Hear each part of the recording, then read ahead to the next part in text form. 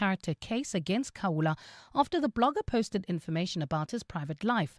Thabiso Koba reports. WhatsApp texts before the Madlanga Commission showed there was extensive communication between businessman Nxumalo and Sergeant Fani Nkosi. Around late 2024, the texts show Nxumalo increasingly putting pressure on Nkosi to arrest Khawula, even at one point accusing him of being scared of the blogger. This was despite the fact that Nkosi was not the investigating officer in the matter. I never felt that he was pushing me. I felt maybe he was just venting out the frustration that you open a case and there is no movement, then he calls people that think might help. So I took it in that version. Chats between the two show Nxumalo was sent Khawula's warrant of arrest on the same day it was signed by a magistrate. Nkosi also shared Khawula's contact details with the businessman, which he testified that he got from an SABC presenter called Natasha. Thabiso Koba, Eyewitness News.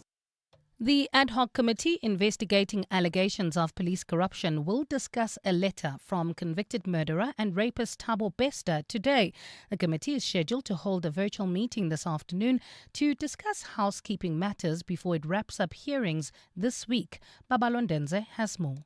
Today's meeting will be the final housekeeping meeting before the committee concludes its hearings with Nhlanhla Mkhwanazi on Wednesday. The committee will also discuss a few outstanding matters, including the criminal charges it laid against Paul O'Sullivan last week. Correspondence from Thabo Bester, who is currently incarcerated, will also be considered. The committee, during its inquiry, did discuss high-level corruption and political interference in the criminal justice system, including links to Bester's escape in 2022 after faking his own death in a cell fire. The meeting will also get an update and legal opinion of the suspended Inspector General of Intelligence, Imtiaz Fazil. Fazil had requested permission from President Cyril Ramaphosa to give evidence. Before Mkhwanazi's appearance on Wednesday, National Commissioner Fanima Semola will make his closing submission tomorrow. Babalondenze, Eyewitness News. Eskom customers will have to dig deeper into their pockets from April as electricity tariffs increase, as approved by the National Energy Regulator. The power utility says customers supplied directly by Eskom can expect a price increase of 8.76%. The adjustment will come into effect on the 1st of April, while municipalities are expected to implement their average 9.01% increase from July. Mongezi Koko has more. The National Energy Regulator approved the tariff adjustment earlier this month as part of Eskom's revenue plan for the 2026-27 financial year. The power utility says the increase is needed to support the cost of generating, transmitting and distributing electricity, while also allowing investment into critical infrastructure. Eskom Group Chief Financial Officer Khalib Kasim says the utility is working to keep future tariff requests reasonable amid growing affordability pressures on households and businesses. Meanwhile, Eskom says subsidized tariffs for low-income and rural households will remain in place. Mongezi Koko, Eyewitness News. And Beijing is preparing for the expected visit of U.S. President Donald Trump, which is sent to cement trade relations between the two countries. The potential talks between President Xi Jinping and Trump are expected at the end of the month. Trump has recently pressured NATO allies, including China, to help reopen the Strait of Hormuz. The waterway, critical to oil transportation, has been effectively closed by Iran in retaliation over the U.S.-Israeli war. Trump has suggested he may delay a meeting with the Chinese president if Beijing does not assist in reopening the strait. Gold is trading at $5,021.21 an ounce. The rand is at 16.75 to the dollar, 22.26 to the pound, 19.23 to the euro, and Brent crude oil is at $102.76 a barrel. Traffic lights still not working in Rand Park Ridge at Bayers Nordia and the N1. Also traffic lights out of order in Ilovo at Melvin and Chaplin, as well as Rivonia Road and Boundary. In your sport, the Blitzboks crowned World 7 Series champions after New York final win. Michael Carrick unsure if Manchester United can convince Casemiro to reverse his decision to leave the club. And Adrian Wildschut becomes the first South African to win the New York City half marathon. It's a partly cloudy afternoon in Gauteng today with showers expected. Temperatures have peaked at highs of between 22 and 23 degrees. The top story in EWN this hour: the man accused of murdering a key witness from the Madlanga Commission is alleged to have killed him as part of a side hustle. EWN, in touch, in tune and independent. For the latest, visit ewn.co.za or download the EWN app.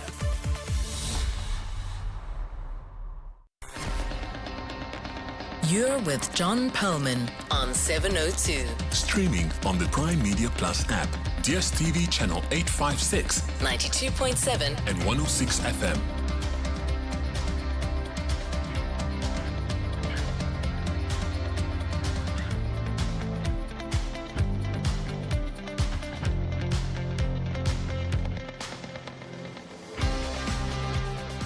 "702 Drive with John Perlman" is proudly brought to you by Telkom Business. Possible begins here. Good afternoon, everyone. It's 9 minutes past 3 on Monday, the 16th of March. This is 702 Drive with me, John Perlman. Wherever you are listening to us in 702 land, welcome to the show. What's happening with the executive mayorship of Johannesburg? Reports over the weekend, the Sunday Times to be specific, suggested that the ANC had recalled Dada Marero from that position.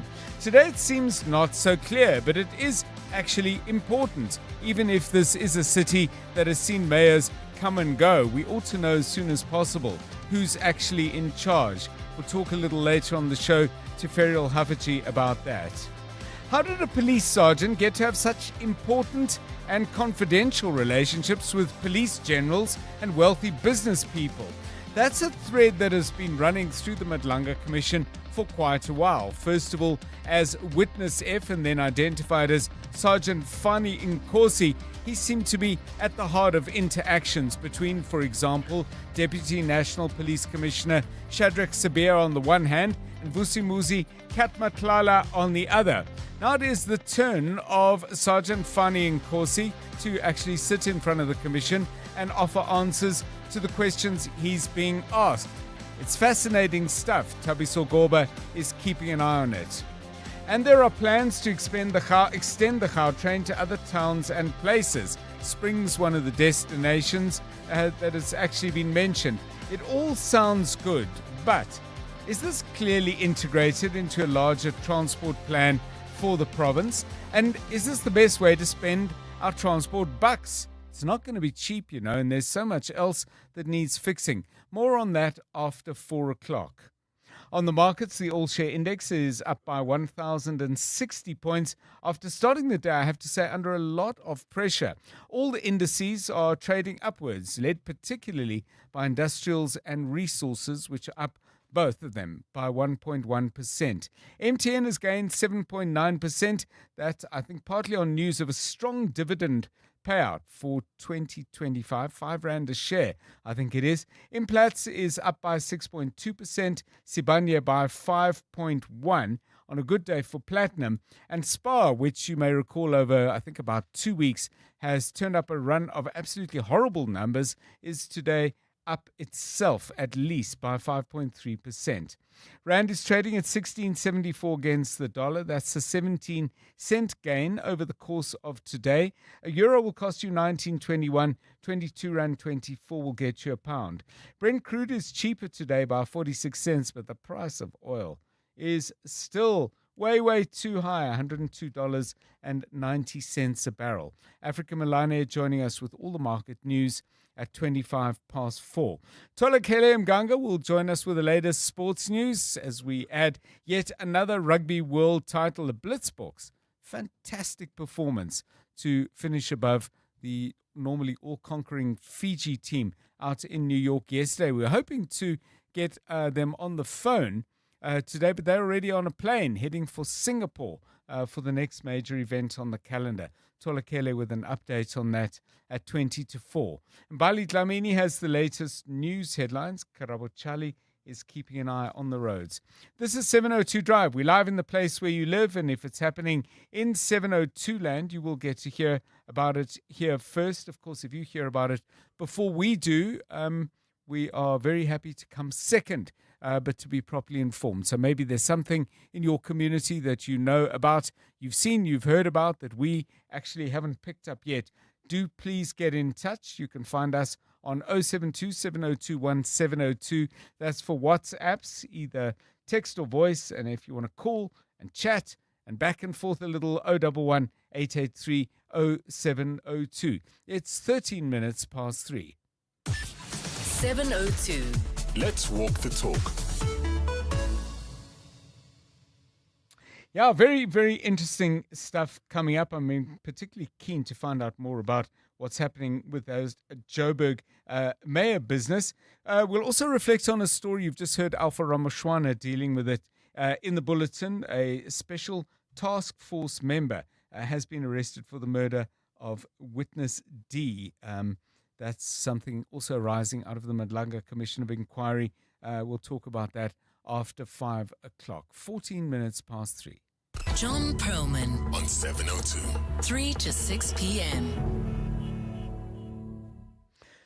So we were just chatting a little bit earlier about language because for some people they are in relationships, marriages, whatever it might be, where the individuals in that particular partnership speak different languages. And I'm very keen to know how you actually resolve that. Do you mix it up and speak whatever it is that comes to mind?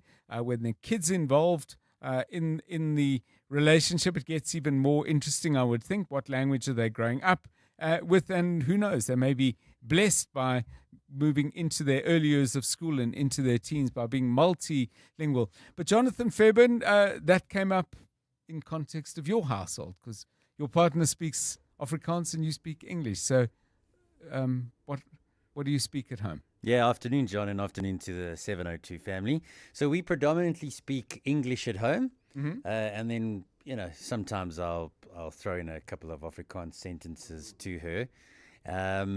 But like if she is talking to her mom or we go to her mom for a lunch, Yes. then the conversation will generally be in Afrikaans. And then I have to listen with a very hard ear and attempt to try and, speak as much as I can. So a little bit of Afrikaans, broken Afrikaans with English. And a lot of nodding. A lot of ya's. Oh, A lot of okay. ya's. Ja. Ja. know Dis that. reg, ja. Goed so, goed, man. Ernstig. Ja, ernstig. Regtig. So Take that's a how rubble with you. That's how we navigate. You'll take him with me. You're right. That's how we navigate it in our relationship. Yeah, it's a very interesting thing because there isn't a real opportunity, particularly as I say, when there are kids involved for some kind of multilingualism. How about you, Karabuchali? I mean, you and your partner. First of all, do you both speak is your home language the same? And if not, how are you doing it? No, definitely not. This conversation reminds me of the soapy Generations. I don't know if you've watched it, but you'll have a household where the dad is Xhosa and the mother is Sotho, and then all of a sudden the kid is speaking Tswana, and then you're like, how did this come about? But I guess, hey. So with us, grew up in a Spady speaking home, and my girlfriend is Tswana, so that makes my son a Tswape. Okay. If you get it. And then, so he mostly spends time with the mother side of the family, and that's where he kind of grew up. So he speaks a lot of Tswana, and hence we speak a lot of Tswana in the house. But so the Pedi language is hardly spoken, and for my son it's a bit foreign when I speak Spedi to him, maybe when I'm like snapping at him and then I speak my home language and he's like, what are you talking about? Well, listen, I'm like, oh dude, this is your language, this is the one you're supposed to be talking, but hey, at the end of the day, I guess it's the mother tongue they pick up. I wonder if he's got a little thing going there, because if you say you mostly speak Sepedi when you're unhappy with him. Yes. I think he probably understands every single word, but he's just trying to buy some time there by saying, sorry, you're breaking up. Sorry, Dad. Not getting that.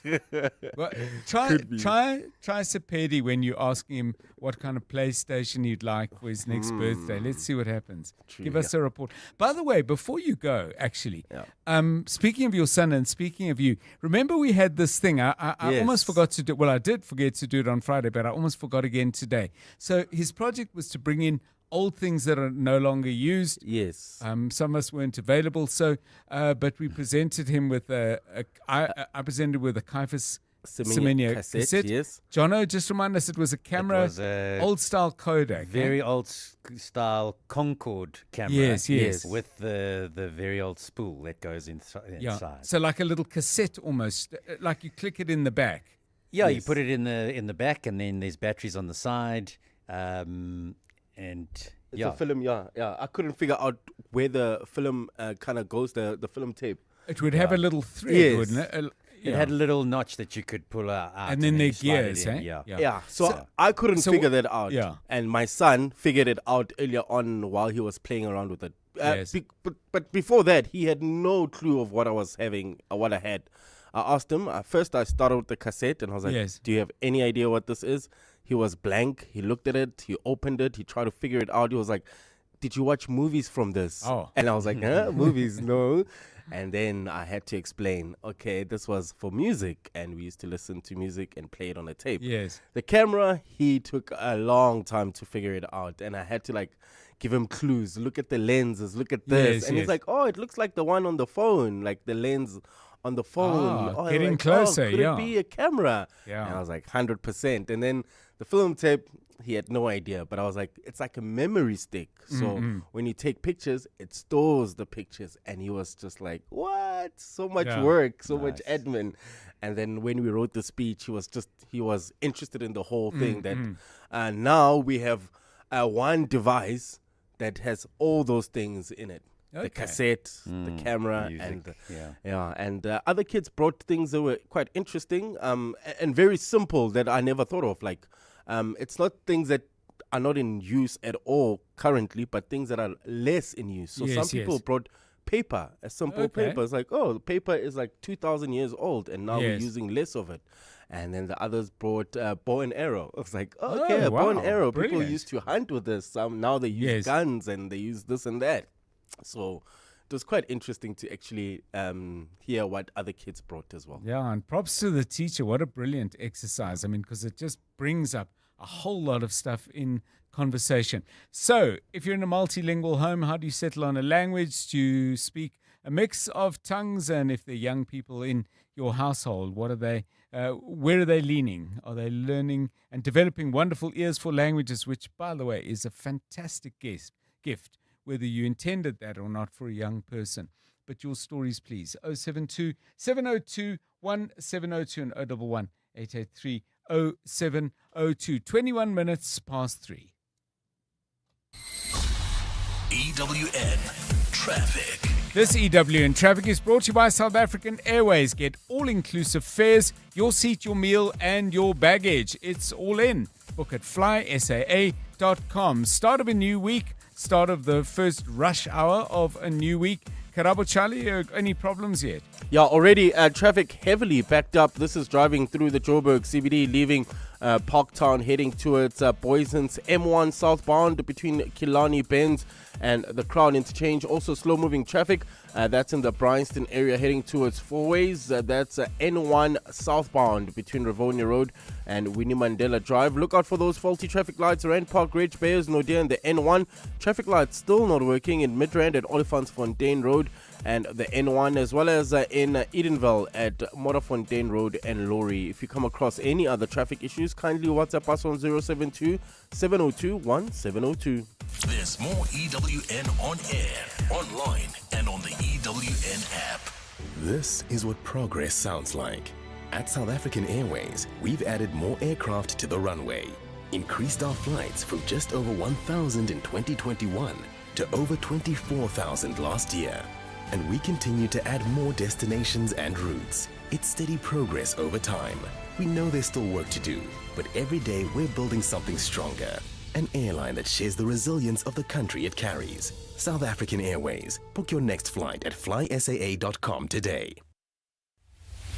Clement Maniatella. Weekday mornings, 9 to 12. 9 to 12. The decision of the ANC in Johannesburg. I just want to get your reaction as mayor. How do you feel? No, I've not received any communication of any decisions that was made in an official REC meeting. So, of course, the reports suggest that the decision that they have taken is to recall you as mayor. Thank you for confirming that you have not received anything as yet. But would you be okay to walk away if that's the decision that the organization takes? Once the ANC makes a decision of that nature, I suppose we have to comply with the decisions of the organization. Tata Morero is the current mayor of the city of Johannesburg, potentially the outgoing mayor. Clements Maniatella. 9 to 12 on 702. On Wednesday, the 18th of March, 7:02 afternoons with Relebogile Mabucha will host a 2-hour maths masterclass, dedicating this time to something that affects the future of our country. Recent reports show that more than 400 public schools in South Africa have stopped offering pure mathematics, and that raises a serious question. Where are the numbers? This conversation is not just about identifying the problem, it's also about finding solutions. They'll bring together experts and voices from the classroom to unpack South Africa's maths crisis. So if you are a parent, a teacher, or a learner, we want to hear from you. That's the masterclass on 7:02 afternoons with Relebogile Mabucha from 1 to 3 p.m. on 7:02. Meet Tato Magate, CMO of Koitech, proving that South African tech can take on the world. Tato, why was Telkom Business the right call for your team? Bottom line was connectivity and ensuring that we have the right service provider. With Telkom Business Fiber, Koitech seamlessly connects local innovations with international manufacturing. Get Stream Connect Fiber from just 399 Rand per month. Call 10213 or check telkom.co.za. T's and C's apply. Telkom Business. Possible begins here. Spinners on Get Prize Drops gives you the chance to win a share of an epic 2.5 million Rand in cash and tech gadgets. Enjoy a spinning spectacular and unwrap exciting wonders where fortunes fall from the sky and you could claim amazing prizes with every round. Simply bet 2 Rand or more on selected pragmatic play slots Mondays, Tuesdays and Thursdays and enjoy sweet success. Hollywood Bets. It's more fun to spin with us. T's and C's apply. Hollywood Sportsbook is a licensed betting operator. No persons under the age of 18 years are permitted to gamble. Winners know when to stop. South African Responsible Gambling Foundation toll-free counseling line 0800 006 008 or WhatsApp help to 076 675 0710. Let's hear from Dr. Armand, owner of Monument Dental, why it pays to switch to Outsurance Business Insurance. It was one call and I was covered immediately. We are very happy with the premium we're paying. I wish I did it sooner. For dentistries, general medical practices and all other businesses, get a quote today and see why it pays to switch to Outsurance Business Insurance. Visit outsurance.co.za or call 08600 60,000 today. Licensed insurer and FSP. TCs and information online. You're with John Perlman on 702. Let's walk the talk. 7:02 Drive, it's 26 minutes past 3. Now, a somewhat complex matter going on in the South Gauteng High Court, and it's all to do with the Gampepe Commission of Inquiry that's looking into why cases or matters that were heard at the Truth and Reconciliation Commission all the way back into the 1990s that should have led to criminal prosecutions have been stalled. It's an extraordinary case because some of the opposition to the setting up of the commission in the form that it is have come from 2 former presidents of the country, former President Jacob Zuma and former president, shall I say, Thabo Mbeki. So the matter was in court today. What exactly, though, is going on? Dimakatso Lishoro has been following it closely and joins us now. Dimakatso, this has involved the 2 former presidents trying to, I don't know what the word would be, but interdict the commission from doing certain things.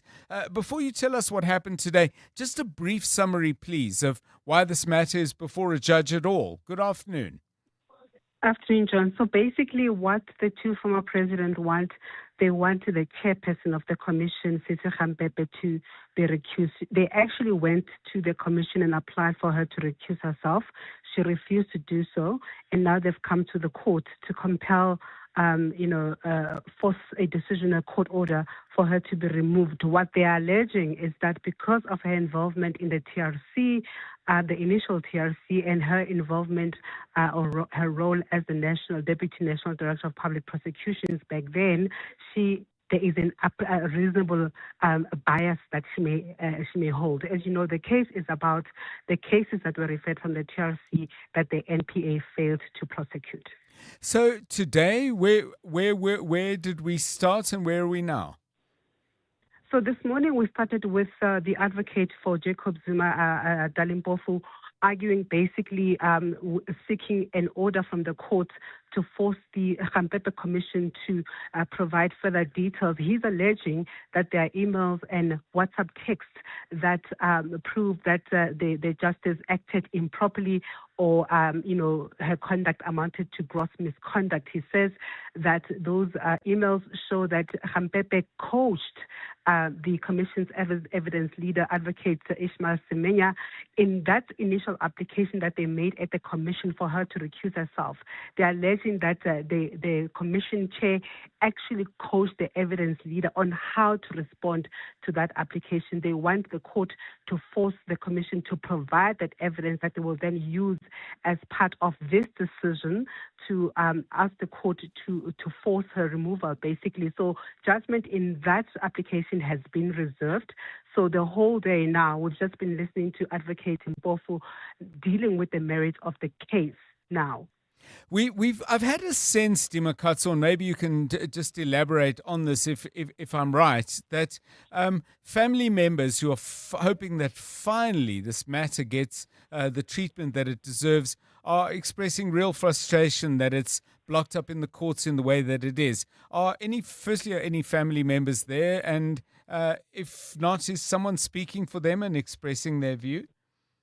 The court is full. They are here, including the Minister of Housing, Thembi Simelane. We've spoken to her a number of times about how disheartened they felt about the delays in this. And obviously they are very discouraged that this is adding to the delays. As you know, I mean, this application by Jacob Zuma, who's the first applicant, came 9 months after the establishment of the commission. So there hasn't been a proper explanation according to the families that's been given about why the delays were there. But during, his argument, Mpofu denies that there were actually any delays, saying that whatever delays were there were granted by the commission itself.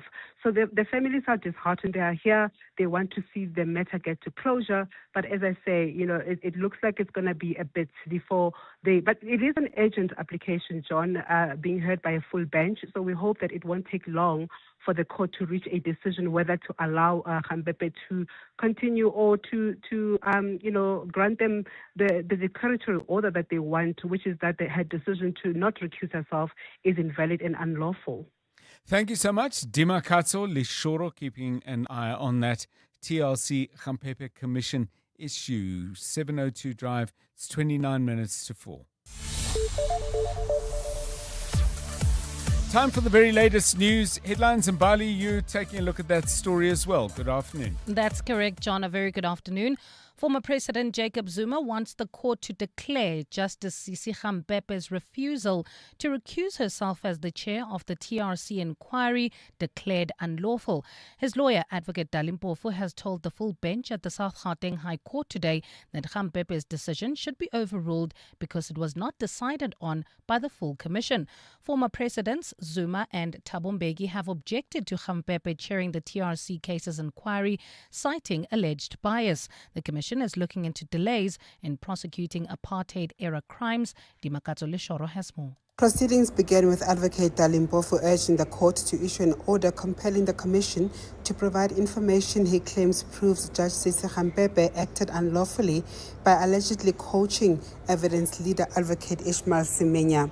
Mpofu argues that there are emails and WhatsApp texts that show Gampepe provided Semenya with research and pointed to weaknesses in their application case, which he says amounts to gross misconduct. But the court reserved judgment on this issue. On the merits of the case, Mpofu argues that Gampepe's decision was not properly established as she penned the judgment on her own. However, a debate arose with Judge Lebogang Modiba about the effect of the decision he is seeking to be set aside. Modiba says even if Gampepe's judgment is set aside, she would still continue with the work of the commission. No, absolutely not. How can she remain justice? The matter continues. Dimakatso Leshoro, Eyewitness News, Johannesburg High Court. The Cape Amalgamated Taxi Association says it has met with the Western Cape Transport Department as well as police to discuss the recent killings of some of its members. This follows a march by operators to the Nyanga police station last week, demanding that police prioritize investigations into a series of taxi-related murders. Several taxi operators have been killed in the recent months in violence believed to be linked to disputes over taxi routes and allegations of extortion.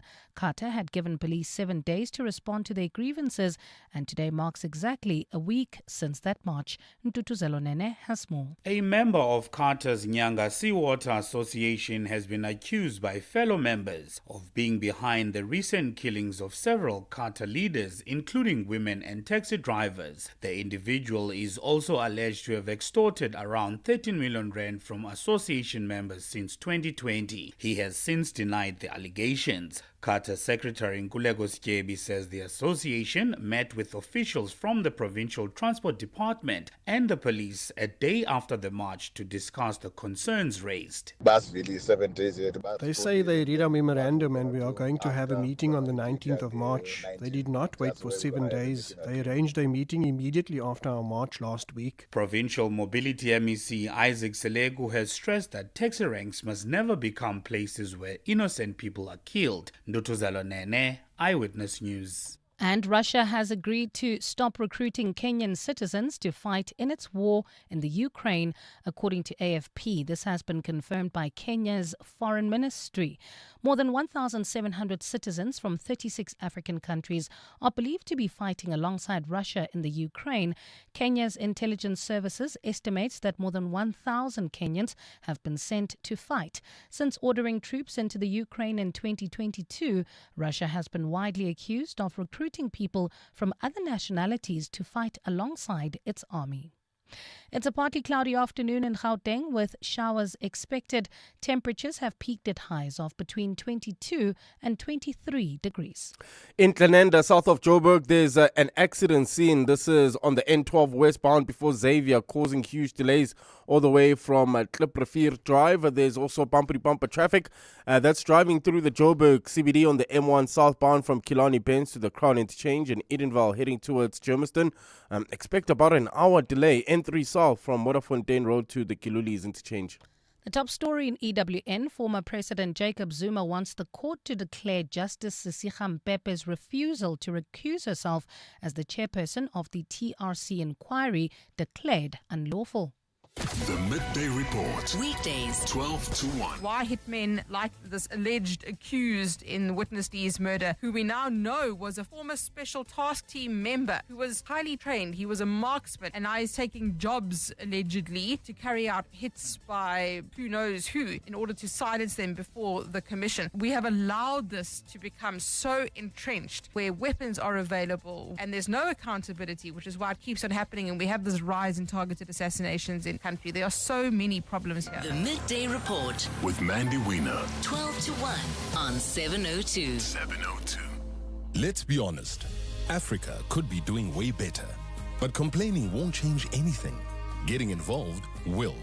If you care about Africa's future and want to be part of something that disrupts the status quo, then this is for you. Download the Our Platform app, which focuses on problem solving, global competitiveness, and self-love. Africa is changing the narrative. Don't get left behind. Download Our Platform. Say hello to the new look Africa. Zakes owns an electrical business that lit up the neighborhood. Literally. One small spark, one big legal nightmare. But he has public liability insurance from Budget. The damage was covered and his clients sorted. Sharp. To get public liability cover, visit budgetinsurance.co.za. Budget Insurance, official insurer for good South Africans.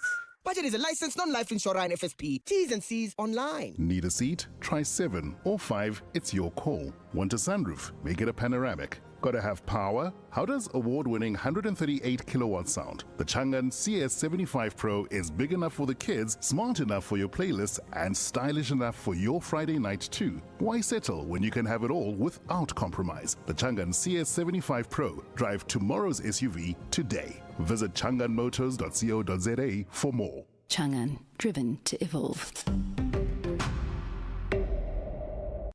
702. WhatsApp John on 072 702 1702. Hi, John.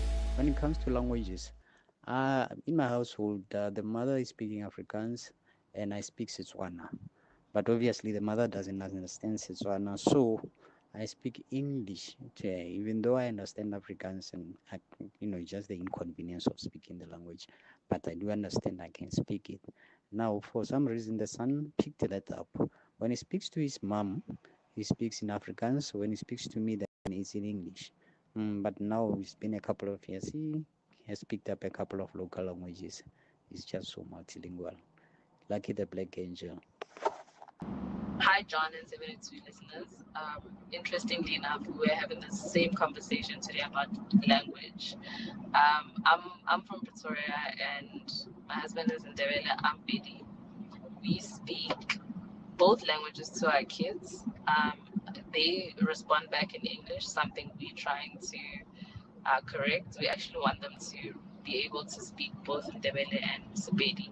So what we've done is we actually try as hard as possible to speak to them in either language. So their dad will speak his language, I'll speak my language, because they're kids, it's easier for them to actually learn both languages as well as English, which they speak very fluently.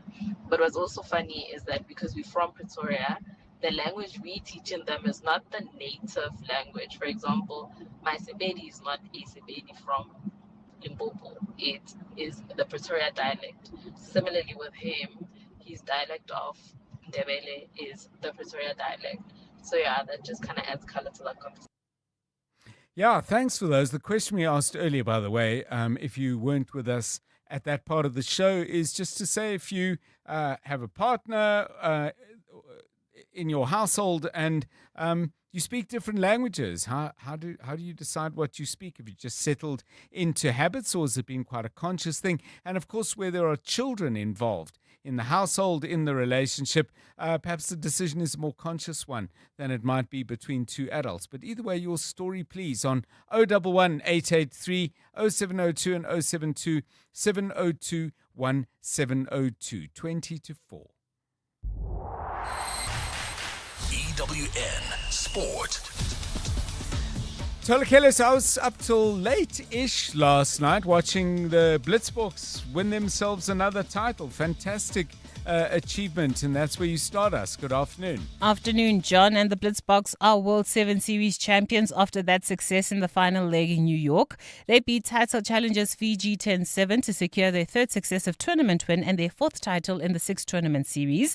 Since his appointment, head coach Philip Snyman has now led South Africa to Olympic bronze, a World Championship title last season, and now a World Series win. We can't fault the guys on the effort and the heart that they showed in the Springbok 7 jersey. So definitely believe we can still kick into another gear. But overall, really happy.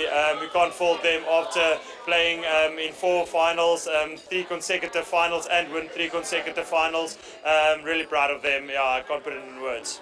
Kaizer Chiefs returned to winning ways in the Betway Premiership as Aglodile Lepo strike secured them a 1-0 win over Durban City. It's the Glamour Boys' first league triumph since late January and moves Cedric Kaze's side up to 5th in the standings. I'm very happy for the 3 points. They're going to give us a little bit of boost, a little bit of confidence for the players to go forward. But as well, I'm not happy with the last minutes of the games. We conceded a lot of situations to the opponent where we lost the balls too easily in transitions, and I think that it's something that we have to work on and improve. Michael Carrick admits he's unsure if he can convince Casemiro to stay amid mounting calls from Manchester United supporters that the Brazilian reverse his decision. Chance of one more year echoed around Old Trafford yesterday as he scored his 7th goal of the campaign in their 3-1 Premier League victory over Aston Villa. United still have an option to trigger a 1-year extension in Casemiro's contract, although it was mutually agreed with the club back in January that he would leave at the end of the season. I think in some ways it's difficult to say. I think it's when something's decided, and the fact that it was decided makes things a little bit easier and everyone understands the situation, really. I think the impact he's had has been terrific, certainly since I've been here and working with him. His influence within the team and big moments and goals, and I think it was a nice moment at the end there with the supporters and having that connection, and the respect. And Adrian Wildschut made history as he became the first South African to win the New York City Half Marathon on Sunday. Competing in just his second career half marathon, Wildschut won the title in 59 minutes and 30 seconds, which is the second fastest debut time in the event's half marathon history. Wildschut is the third South African man to cross the finish line in Central Park. That's after winners Hendrik Ramala back in 2004 and William Dolo in 1992. Tholakele Mganga, Eyewitness News Sport. EWN Traffic. This EWN Traffic is brought to you by South African Airways. See just how far you can go with them. Book at flysaa.com. Do it now. Karabo Charlie. Yes, John. Well, at this stage, if you're driving through Alex heading towards Germiston, you can expect more than an hour delay already on the N3 southbound. This is between the Patlu interchange all the way to Van Buren. This is a heavy delay, so try to avoid it. It's not yet clear what's causing this delay. If you are on that route, let us know. You can always WhatsApp us on 072-702-1702. In Clenanda, there's an accident scene heading towards Soweto N12 westbound. This is near Xavier Road, causing heavy delays from Kliprefir Drive. Joburg CBD, traveling towards Boyson's, traffic heavily backed up on the M1 southbound between Killarney Bains and the Crown Interchange, and in Hurlingham, traveling out of Santon, expect heavy delays. This is on Winnie Mandela Drive between Sterling and Republic. I'll have your next Eyewitness News traffic update just after 4. There's more EWN on air, online, and on the EWN app. Progress sounds like. At South African Airways, we've added more aircraft to the runway, increased our flights from just over 1,000 in 2021 to over 24,000 last year. And we continue to add more destinations and routes. It's steady progress over time. We know there's still work to do, but every day we're building something stronger. An airline that shares the resilience of the country it carries. South African Airways. Book your next flight at flysaa.com today. You're now listening to 702 Afternoon Drive with John Perlman. Brought to you by Telkom Business. Possible begins here. You're with John Perlman on 702. 702 Drive, still to come on the show. There's talk that the Gautrain is going to be expanded in a number of different directions. Springs out to the east, Attridgeville on the west side of Pretoria, Fourways north of Johannesburg, and potentially other important economic areas of the province. It sounds like a great idea, but well, is it really the best way in which we can spend our transport bucks? And does that fit in with a very clear and well thought out plan for solving Gauteng's many transport difficulties? We're going to explore that issue a little bit after 4 o'clock. But in the meanwhile, I'd love to get your views. Do get in touch and actually just let us know. What do you think of the idea of the Gautrain being expanded? Do you use it currently? If you don't use it and wish you could, maybe you've got a view there. And again, that question I just asked, do you think this is the best way to allocate our resources? Because the transport problems in Gauteng are pretty abundant. So there's a lot to talk about there. Your views, please, on 072 702 1702. 14 minutes to 4. John is on X. At John Perlman. Okay, let's get your thoughts on this, Tholakele. I don't know if it was something that either came up in your household growing up or perhaps later in your life, but we were asking the question about multiple languages in a household relationship. So that could be partnerships, it could be a marriage, it could be families who are brought together but have roots in different parts of the country and different linguistic roots as well. I mean, was that an issue at all for you growing up? Absolutely. So with my immediate family in the house, we all speak isiZulu, but there's an aunt and uncle's house where I spend pretty much every holiday at, and we spoke Sotho there, to the point where a lot of the times my default language is Sesotho because it was just so ingrained in my brain to respond that way. But then the funny thing is, whenever we go to KZN, the Zulu that I speak is not the Zulu that they speak. So a lot of the times my mom would have to play interpreter because some of the words they're using, I'm just like, I don't know what that means, girl. So then I remember even with my grandmother, she would ask me for like the most basic things. Then I have to turn to my mother and be like, Ufunani. So then that was like how she interpreted things for me. So is it a question of phrasing and possibly even accent, or actually the words completely different? The words are completely different. When you get to Joburg, because there's just a multilingual nature of this province, you're mixing words that are not part of the actual language you're supposed to be speaking. So you're creating a whole new language that by the time you get back to a province where the pure form of that language is spoken, you have no idea what they're talking about. And just share with us briefly the reverse. So like if you speaking, do you get the elders rolling their eyes and maybe a little she doesn't speak nicely or with the proper language? It's that, and also like there's a Intombi Goli attitude that they have about it. I'll never forget this. Does that mean young woman from Joburg? From Joburg. Yes. I'll never forget this one time my uncle had sent me and a cousin. We were in Newcastle. Yes. She had sent me and a cousin to go buy a cool drink. So I said, what kind of cool drink? And then he turned to me and went, Intombi Goli abuza. When I got to figure storung as good to tengami. So like a Joburg girl will ask those things because for them, they just like, they know one kind of cool drink. They just keep it moving that way. So he was just saying like, even though I don't understand the language, there's a certain mentality that I've learned from growing up in Joburg that when I go to Newcastle, it's very different. Leave it behind. Yep. Okay, well, a lot of you are responding, actually. Some nice comments. Lauren says, we speak Setswana at home as she is Mupedi from Soshanguve, and I grew up in Krugersdorp, a Setswana-dominated area. I speak isiZulu with my kids. They also change languages when they speak to me or their mom. So, yeah, I mean, it's a very, very, very rich thing. I mean, I grew up with one language in the household, although my father spoke a fair bit of Afrikaans. He seemed to like the language very much, and quite a few of his patients were Afrikaans speaking. So that the language was around. Then my mother would speak to her mother in German. Her mom was German, so I got a vague ear for German, but I never really learned to talk it properly. Kaya says, I'm Xhosa, he's Northern Ndebele, Tswana. Between us, we communicate in isiZulu. The kids speak isiXhosa with me and isiZulu with him. With his family, we communicate in isiTswana.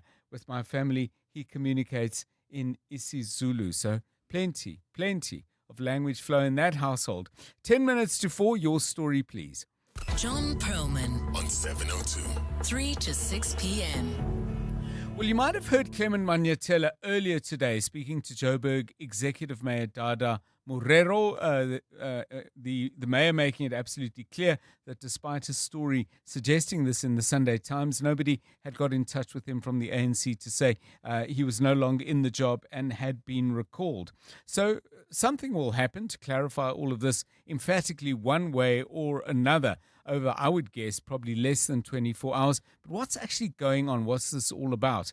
Ferial Hafaji watches the city as close as anybody I know, and she's associate editor at Daily Maverick. She joins us with an update. Ferial, a very good afternoon to you. Have you heard anything? What's the latest? Good afternoon, John. I've spent a bit of today trying to get to the bottom of this, and I think that what's happened is people in the mayor's team who are trying to go to court or who have drafted court papers to contest the outcome of an ANC Johannesburg regional conference late last year. And it seems like the drafting or the serving of those papers came at the weekend just as the party's regional executive was having a meeting, and they may have decided that they would recall because they take this as a slap in the face by the executive mayor, Dada Morero. It's entirely unclear, and I'd like to read you a line from a statement today, which shows that we don't yet know the full story. So it goes, the REC, and that means Regional Executive Committee of the ANC, further noted with concern the leaking of unofficial internal discussions and urges media houses to allow internal organizational processes to unfold. So the way I read this is that those reports are correct, but they're nervous that the national ANC isn't going to allow them to do so. It's really disastrous for the party in an election year. Yeah, it's not great for the city either. So let me be clear about this element of it.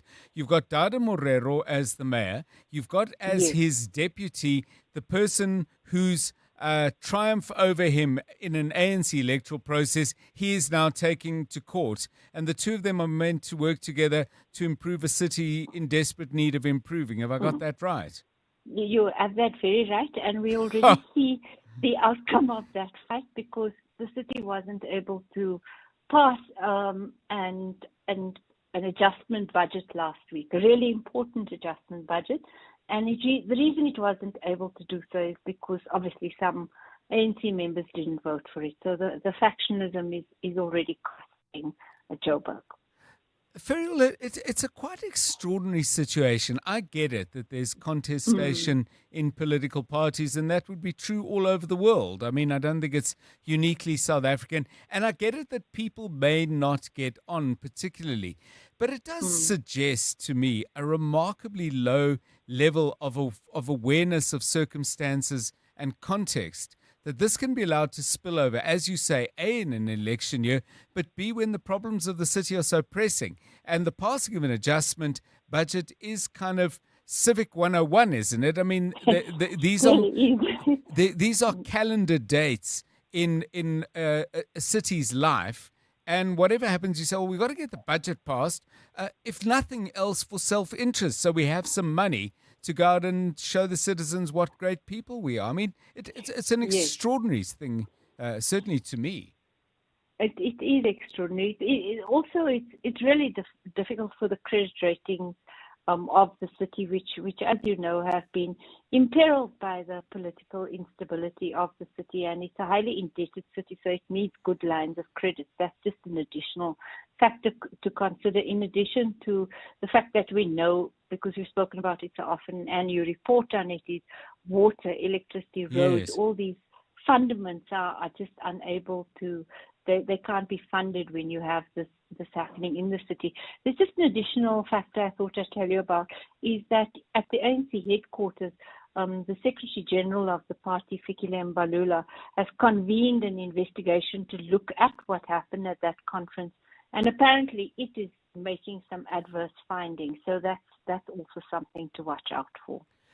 Just in general, I mean, there are presumably within the city of Johannesburg, and I would think they would still be the majority of people working there, people who really want to get on with their work. Some of them may well be politically deployed people, but the fact that they're deployed doesn't disqualify them from good civic intention at all. People must, and then of course there are the alliance partners that actually keep this coalition in place. I mean, surely people are tearing their hair out and must be at the point of saying, guys, stop this, or is that not the way politics in the city works? Surely there's pushback from beyond the narrow confines of ANC self-interest. No, I'm trying to, in the Joburg newsletter we run, is to highlight those people in the city administration who keep things going. And I have to tell you, when this kind of thing happens, it just makes those good people's work almost impossible to do, because they can't buy parts, they can't implement their innovative ideas, and many of them do have them. And then there are the others working in finance or strategy who just throw up their hands at this kind of what's become a merry-go-round and a joke, not only for those of us on the outside, but for those of them on the inside as well. Yeah, thank you very much, Ferriel Haffajee, joining us. She's associate editor at Daily Maverick. I mean, I'd be really interested to know, and we're happy to put you on anonymously, but if you work in the city of Johannesburg, we have tried, I don't know if we've succeeded, to acknowledge that within that structure, there are many, many people who are absolutely doing their level best and would like to make the city work and would like to make their work count. Are you affected by all of this back and forth and up and down and insecurity about who's actually in charge And then, of course, the very real stumbling blocks created when all of this means that a crucial process like the budgetary one Ferrell referred to actually doesn't get concluded. Please do give us a call and take us inside the various offices and buildings that house people who actually would like to make a difference in keeping South Africa's biggest city going and going as well as it could and should. Your thoughts, please, on 072-702-1702. A call welcome as well on 011-883-0702. Africa Milani. Weekday mornings, 4 to 6. Africa, please make sense to me. This new law that says that if you marry somebody who's got a child, even if after on a long way you divorce that person, you need to take care of his stepchild. Max, it absolutely makes sense. Africa is brutal at the divorce courts, especially from men. The father of these two children is present and is paying maintenance for his children. We should note that this Rule 43 order is temporary in its nature. Africa Milani. 4 to 6 on 702. Illegal water connections have serious consequences for the city's water supply. When pipelines are tampered with, it damages infrastructure, reduces system pressure, and can leave entire communities without water. Johannesburg Water continues to remove illegal connections and strengthen monitoring across the network to protect supply. Residents are encouraged to report illegal connections or suspicious activity to the City of Johannesburg on 0800 002 587. Protect our water infrastructure. Protect our water supply. Brought to you by Johannesburg Water, a water and sanitation utility that cares. We at Monument Dental are very happy with the premium we're paying. I wish I did it sooner. Outsurance business insurance clients know that it pays to switch. And did you know you could get a massive 20% discount on your business insurance premium when you switch? For dentistries, general medical practices, and all other businesses, get a quote today and see why it pays to switch to Outsurance business insurance. Visit outsurance.co.za or call 08600 60,000 today. Licensed insurer and FSP. TCs and information online. Driving the conversation on 702 Afternoon Drive with John Perlman. Powered by Telkom Business. Possible begins here. You're with John Perlman on 702. 702 Drive. So as I said, after 4 o'clock, we're going to be looking at the wider implications of the Gautrain being expanded. Very positive response to that idea from Gracia. Anyway, thanks for this. I would love it if the Gautrain would come to Alberton. I work in Sandton and drive every day. Traffic is a problem. As I'm texting, I'm at a standstill in traffic due to an accident. I spend about 3 hours in traffic daily, going to work and going back home. It is exhausting. It would certainly make a difference in the lives of many people. There's no doubt about that. The question I'm asking this is simply this. Is it going to be integrated into a wider strategy?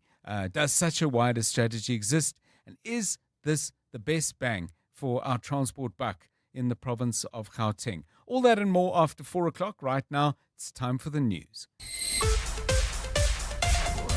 This is EWN.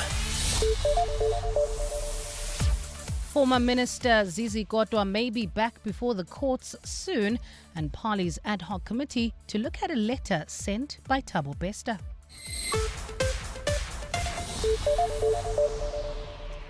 Good afternoon. Good afternoon, I'm Bali Dlamini. The National Prosecuting Authority has confirmed it will seek to reinstate fraud charges against former Sports Minister Zizi Kodwa. The charges, which were dropped in November 2024, relate to the questionable awarding of government contracts to technology company EOH. Kodwa was implicated at the State Capture Commission of Inquiry for allegedly receiving a 1.7 million rand bribe from an executive from EOH. The NPA in Johannesburg now says it will be re-enrolling the matter in court. The family of a murdered witness who appeared before the Madlanga Commission of Inquiry believes the hit on his life was ordered by figures implicated in his testimony. Marius van der Merwe, who appeared before the inquiry as witness D, was shot dead outside his Brakpan home in Ekurhuleni in December. His alleged shooter, Matipandile Soteni, appeared in the Brakpan Magistrates Court today following his arrest at the weekend. The shooter has been identified as a former police officer who served served under the Special Task Force at the SAPS. Alpha Ramushwana reports. Maurice van der Merwe's alleged shooter, Matipandile Soteni, entered the dock draped in all black and quietly observing court proceedings. Behind him sat van der Merwe's parents, wife and sister, who were all visibly overcome with emotion. His sister, Natasha, says the people who took her brother's life deserve to rot in prison. Yeah, I just hope that they catch everyone involved. So we know it's not just the hit, it comes from higher places. And yeah, we really hope that they catch the people that's involved. The other suspects have been identified as Viandre Pretorius, who died by suicide after being implicated at the commission, while a third suspect is on the run. Meanwhile, the alleged shooter will return to court next Wednesday for a formal bail application. Alpha Ramshwana, Eyewitness News in Brakpan. Evidence presented before the Madlanga Commission shows controversial businessman Zinqumalo funded part of an operation to close in on controversial music blogger Musa Kaula. It's alleged Nqumalo bought tickets for 6 police officers to attend a music concert. The aim, according to one of the officers, Fani Nkosi, was to arrest Kaula at that event. At the time, Nqumalo had opened a defamation of character case against the blogger and was allegedly applying pressure on Nkosi to arrest him. Nkosi has testified that the undercover operation at the concert was a last-minute thing and could not be processed in time by the SAPS. Nkosi was questioned on why the investigating officer in the Kaula defamation case was not part of the delegation that attended the concert. I don't know how to answer it. We were going to make a plan when he arrived there. So the plan, I don't know what was going to be the plan. Maybe one of the team members would come up with another plan. Your response suggests to me that you had not even applied your mind as to how he would get in if he did arrive. That's correct. He says they could not arrest Kaula on that day because he was not at that said concert. The ad hoc committee investigating allegations of police corruption will discuss a letter from convicted murderer and rapist Thabo Bester today.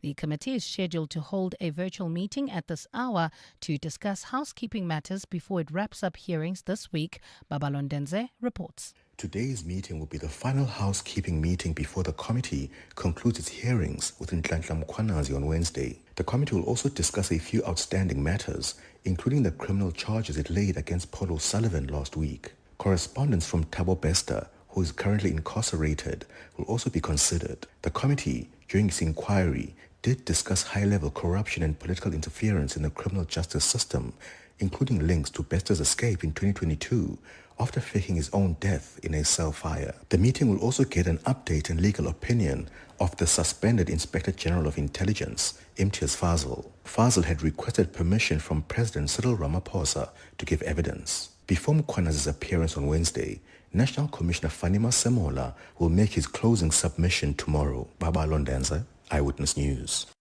And Russia has agreed to stop recruiting Kenyan citizens to fight in its war in the Ukraine. According to AFP, this has been confirmed by Kenya's foreign minister.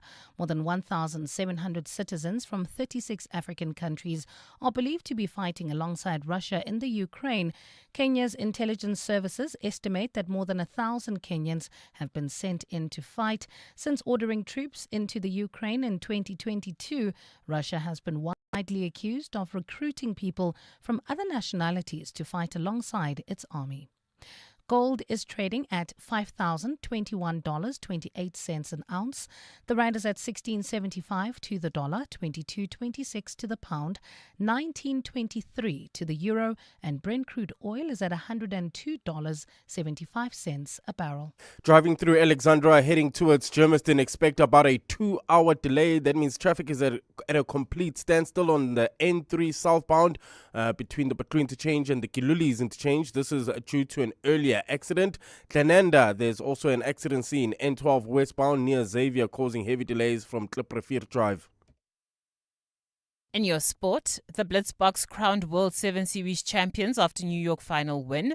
Michael Carrick unsure if Manchester United can convince Casemiro to reverse his decision to leave the club. And Adrian Wildschut becomes the first South African to win the New York City half marathon. A partly cloudy Tuesday in store for Gauteng tomorrow with scattered showers and thundershowers expected. Johannesburg drops to overnight lows of 13 degrees, peaking at a high of 26. Pretoria 15 and 26 and Vereeniging 14 and 25 degrees. The top story in EWN this hour, the National Prosecuting Authority has confirmed it will seek to reinstate fraud charges against former Sports Minister Zizi Kodwa. EWN, in touch, in tune, and independent. For the latest, visit ewn.co.za or download the EWN app.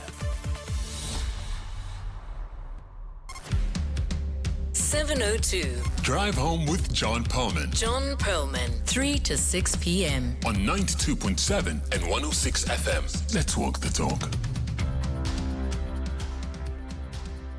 702 Drive, it's 8 minutes past 4. Great to have you with us on the show. Coming up over the next half an hour or so, we're going to be taking a closer look at the possible expansion of the Gautrain. Some areas mentioned, Springs and Attridgeville, just two of the compass points that are being suggested. Four-ways as well, possibly included on a branch route. I'm not exactly sure what the map would look like, but less important for now than the map is the plan. Is this part of a coherent fixing up of and restructuring of transport in Gauteng? Goodness knows it could do with some. Or is this just something else being grafted on, with the Gautrain going to do its own thing? I would love to be wrong. We'll talk to Dr. Megan Bruver, who is from Stellenbosch University's Department of Civil Engineering. Staying on the issues of infrastructure, the Treasury has given very clear indications that they're going to take a much harder line on municipalities and metros in particular that are not spending the money they actually have on waterworks. For example, if you put together Joburg, Tshwane, Ekurhuleni, Cape Town, eThekwini, Nelson Mandela Bay, Buffalo City and Mangaung, they have collectively spent only 31.5% of the budget they have for water infrastructure. And I can tell you, if it wasn't for substantial spend by Cape Town, who are doing a little bit better, in fact they're not, I'm just looking at the numbers there. We'll go through each city's individual numbers, but that's a conversation we're going to have at 10 to 5 with Sifiso Mabaso, who is Director for Local Government Finance Policy at Treasury. Can't carry on like this. Doesn't mean it won't, but there are very, very good reasons why it shouldn't. I'm looking forward to learning more about that. We've been asking about language and the language you speak at your home. Spiwe says, I'm Shona, the children's dad is Venda. We've learned Shona since it's not far from Venda. So him and I, we use Shona in English and a few Venda words. But we stay in Sesotho Kasi, so kids speak Shona in English to me and Dad, and Sesotho amongst themselves. Funny thing is, at the end of every year, kids get number one position certificates in their grades in Sesotho as home language. Yet the father and I, we can't even help them with their homework. People always wonder what is our language, because in my house, it is all mix masala. And then there's one that I absolutely must find for you, because this is very, very special indeed. I'll find it. I'll read it to you after we've had an update from your voice note. 702 Drive, 11 past 4. Wonderful show as usual. So in my household, we speak both Zulu and Sotho or Tswana, because I've got my Tswana mother, even though I'm also Zulu. At my house, at my mom's house, and my dad's house, we used to speak Sotho because my dad was comfortable in us speaking Sotho, but half the time we spoke in English. And currently my kids, the eldest one, who's 25, doesn't speak a word of Venek, but understands it and speaks to us in English. The smallest speaks Tswana, Sotho, Zulu, English, and she's doing Afrikaans as a second language. So we have Afrikaans Tuesdays. So on Tuesdays, we speak only in Afrikaans with her. Very interesting dynamics. And yeah, I like the topic, but I think we must just embrace all our languages. I am not quite strict on no English. I just want kids to have respect. That's that. Yo, boy, what a lot of things these children are learning. Now, Angela sent me this. My husband uses sign language. So when he starts arguing, I switch off the lights. And then we sleep peacefully, says Angela. 12 minutes past 4 on 702 Drive. Let's get the latest from the roads. EWN Traffic. This EWN Traffic is brought to you by South African Airways. Get all-inclusive fares, your seat, your meal, and your baggage. It's all in. Book at flysaa.com. Karabo Charlie, delays in Alex, yeah? Yeah, no, there's a serious accident scene there on the N3 southbound. This is just before Giluli's interchange, and it's causing more than a 2-hour delay all the way from the Butlu interchange. Avoid that route at all costs. Rather use the M1 if you're leaving Midrand heading towards Ekurhuleni. Rather use the M1 via Sandton.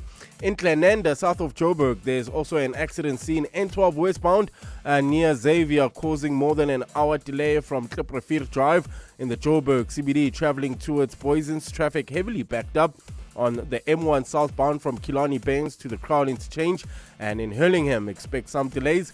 This is leaving Sandton heading towards Bryanston on Winnie Mandela Drive between Sterling and Republic. If you come across any other traffic issues, kindly WhatsApp us on 072-702-1702. There's more EWN on air, online, and on the EWN app. This is what progress sounds like. At South African Airways, we've added more aircraft to the runway, increased our flights from just over 1,000 in 2021 to over 24,000 last year. And we continue to add more destinations and routes. It's steady progress over time. We know there's still work to do, but every day we're building something stronger. An airline that shares the resilience of the country it carries. South African Airways. Book your next flight at flysaa.com today. 702 Afternoons with Relebohile Maboja, 1 to 3 p.m. In terms of now bringing it back to what you shared about the postpartum depression as a man, and I can only assume it's such a difficult conversation to have, especially if you have a wife or a partner who they themselves are dealing with their own level. It's almost like, how do I bring this up? What would you advise to fathers who do feel out of sort? I'd say, firstly, speak up. That's the most important thing. I feel like, as difficult as it is, speak to your partner as much as they're going through stuff, because they're your partner, whether it's to a friend, whether it's to a close relative. That's all you need to do. Delroy Tentani, who is founder of Hey Modern Dad. 702 Afternoons with Relebohile Maboja. Let's walk the talk. Stay with 702 Afternoon Drive with John Perlman. Brought to you by Telkom Business. Possible begins here. You're with John Perlman on 702. Let's walk the talk. 702 Drive. Let's focus on this now. A lot of you are responding to the kind of broad question I raised about whether it would be something that you would be delighted about, that you would appreciate if the Gautrain were to expand to an area near you. I think most people would say yes, but of course many questions would then be asked about pricing systems. The bigger question I have, though, is we have complex and multiple problems in regard to transport in Gauteng, and I'm concerned to understand better whether or not the expansion of the Gautrain, its extension in various directions, is part of a more coherent plan to possibly integrate that, or does each transport provider simply set about doing what they think might be best? Let's get some expert insight into this then, and welcome to 702 Drive Dr. Megan Bruver, who is from Stellenbosch University's Department of Civil Engineering. Dr. Bruver, welcome, and thanks very much for giving us your time. But before we get into Gautrain in the specific, is there a comprehensive, agreed upon, and hopefully costed plan for transport in Gauteng, or is that too much to expect and hope for? Hi, it's great to be back. Thank you so much.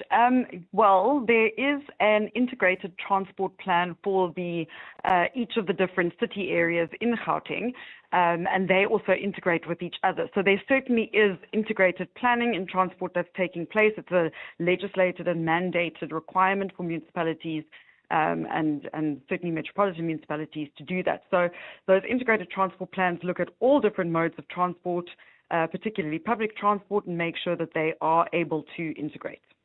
I'm curious to know, I mean, does that include an aligning of budgets? Because, I mean, first of all, financial years are different. They're not dramatically different, but they're not necessarily in sync. And presumably some things would cross areas of responsibility, even if they remain within provincial borders. Historically, I mean, how good has our governmental system been at resolving these kinds of things?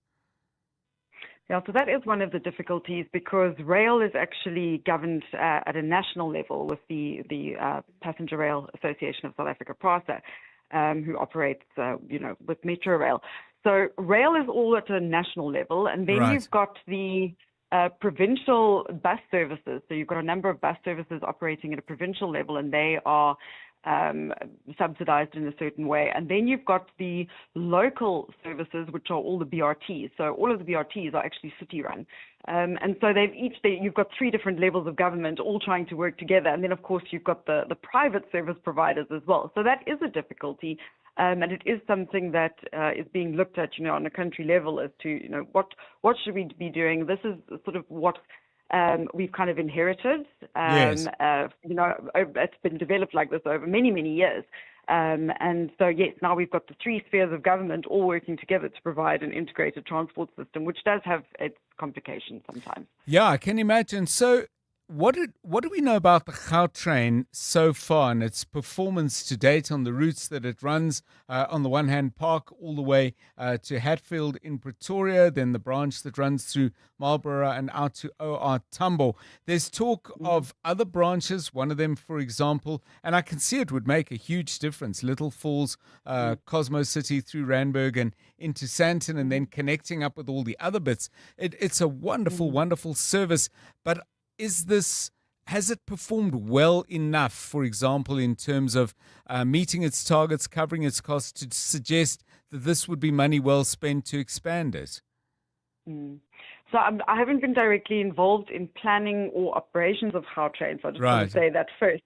So what I believe is that things were going incredibly well with Gautrain. At a stage, it was actually quite difficult to find a seat on the trains. They were really operating, at capacity. I know that after COVID, I don't know if they ever quite regained that level of ridership.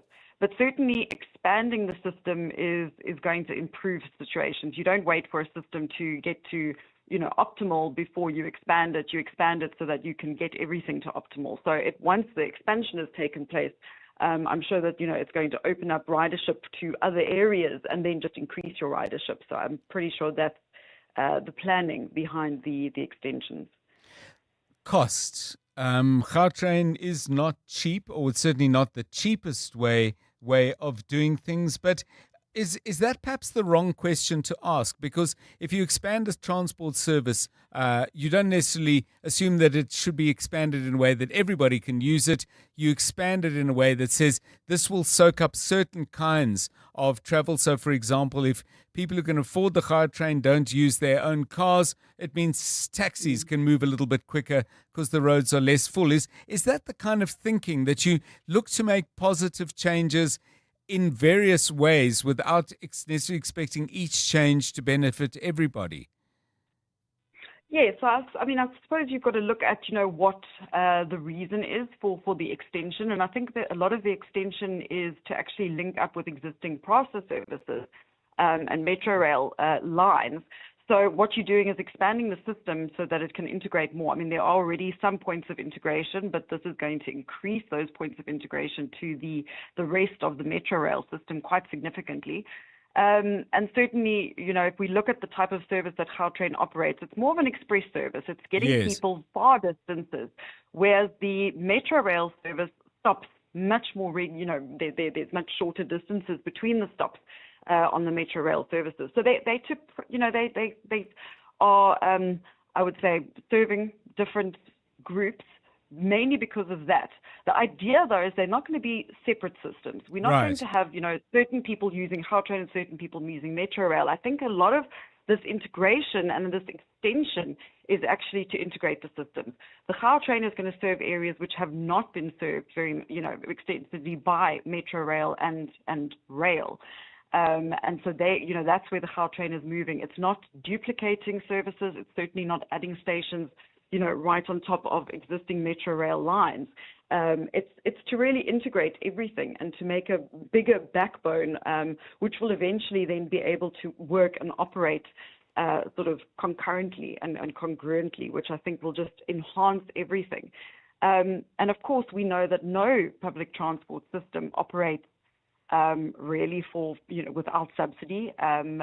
Other countries, big cities are all spending a lot of money on public transport. So I think it's excellent that South African municipalities are also going in that direction, where they are looking at spending money on public transport, and rail needs to be the backbone of our public transport system. So I think that this could only be a good thing. Yeah, it's a very interesting thing, because the question of subsidy is also a very contentious one, as I understand it. Levels of subsidy given to different entities, particularly if you may have a private-public partnership, and then questions arise about the levels of their profitability and so on. And then on the other hand, there's the ongoing grievance of the taxi industry saying buses are subsidized, but we're not, and rear via lanes are created, but we're not allowed to use them. Whether they do or don't abide by that is another thing.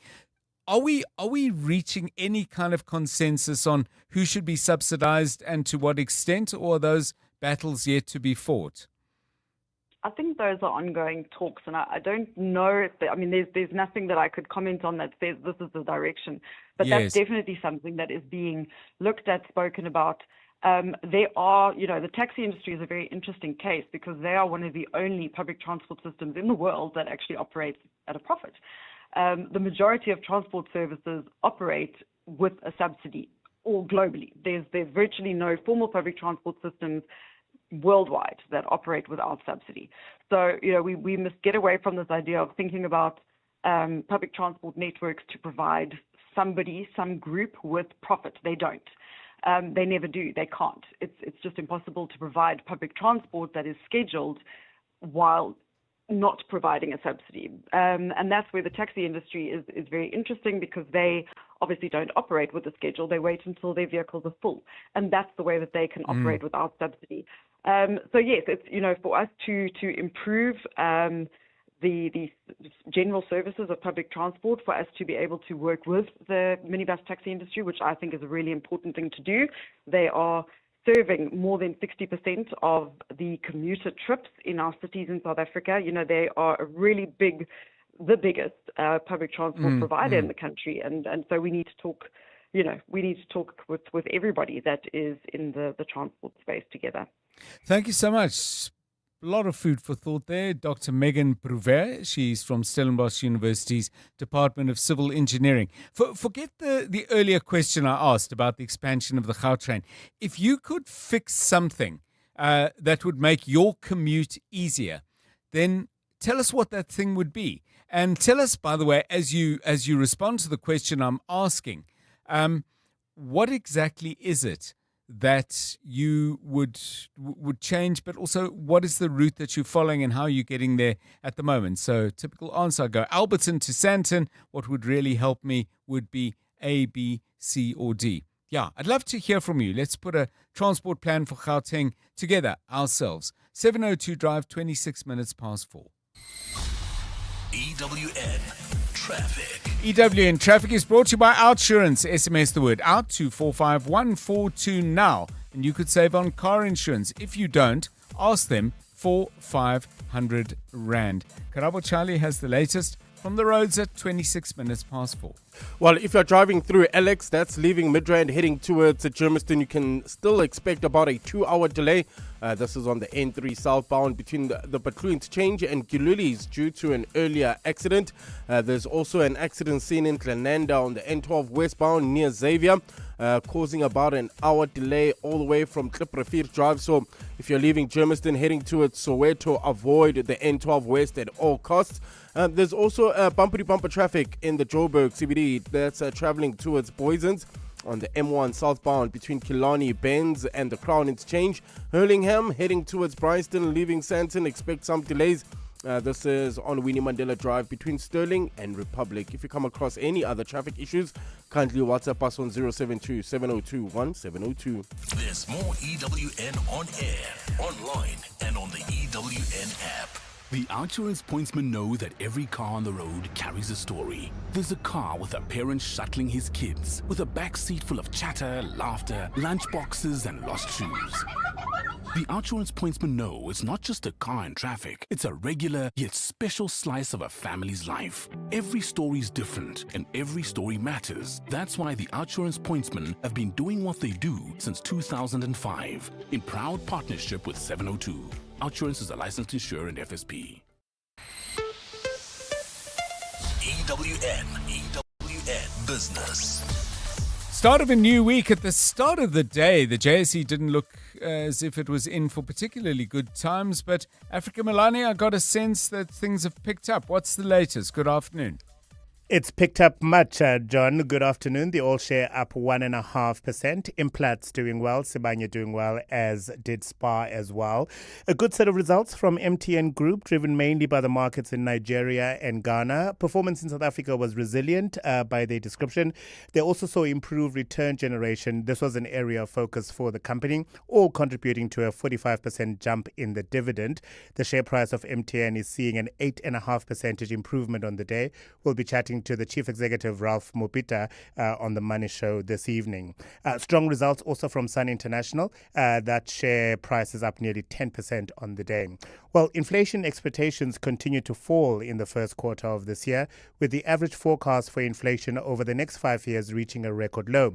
The average forecast of analysts, business people, trade unions was about 3.6% inflation in 2026, which is 0.2 percentage points down from the last survey. John, this is the quarterly survey commissioned by the central bank and guides its thinking on the appropriate level of interest rates.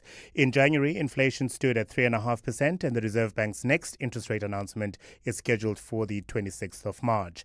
The war in the Middle East is having an impact on fuel supply, as you know, and South Africa is looking for alternative suppliers. That's according to Minister Gwede Mantashe. He was speaking at a conference here in Cape Town, where he said the government is in talks to find more supply options after the conflict reduced traffic from the critical Strait of Hormuz to a trickle. We do rely on the Middle East for refined product. This after we lost half of our refining capacity in the last few years. The minister also confirming that we should expect a price surge in the regulated price of fuel come next month. News from Europe. Top US and Chinese economic officials were due to conclude talks in Paris with potential areas of agreement in agriculture, in critical minerals, as well as managed trade. This could be taken up by US President Donald Trump and Chinese President Xi Jinping when they meet in Beijing.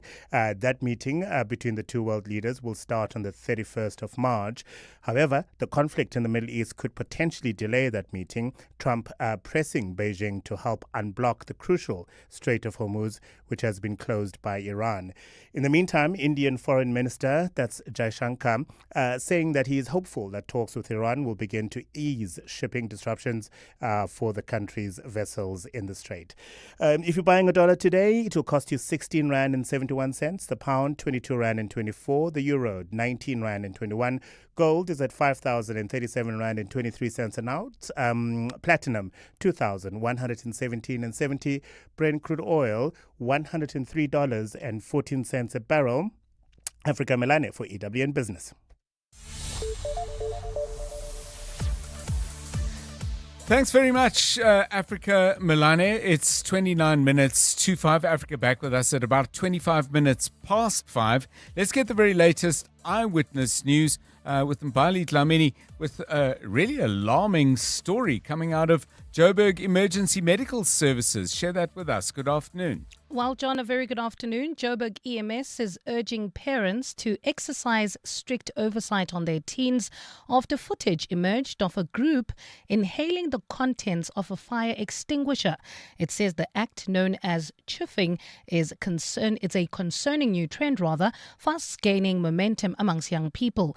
Joburg EMS spokesperson Robert Malaudzi says the carbon dioxide found in extinguishers can cause severe health complications, including pneumonia, seizures, and in extreme cases can cause death. Your fire extinguisher is a fire safety device which is not designed for human consumption or inhalation. It can cause serious respiratory distress. So we are pleading with our school learners to refrain from smoking or deliberately inhaling contents of a fire extinguisher. Police are investigating the deaths of 2 men in the community of Bishop Levis. The men, aged between 18 and 22, were shot and killed by unknown assailants earlier today. The attack came just 2 days after a double murder in the same area.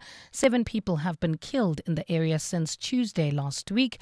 Police spokesperson FC van Wyk. According to reports, 3 unidentified males walked up to them and randomly fired several shots at them and fled the scene. Anyone with information about this fatal shooting incident is kindly requested to contact Crime Stop on 08600 10111.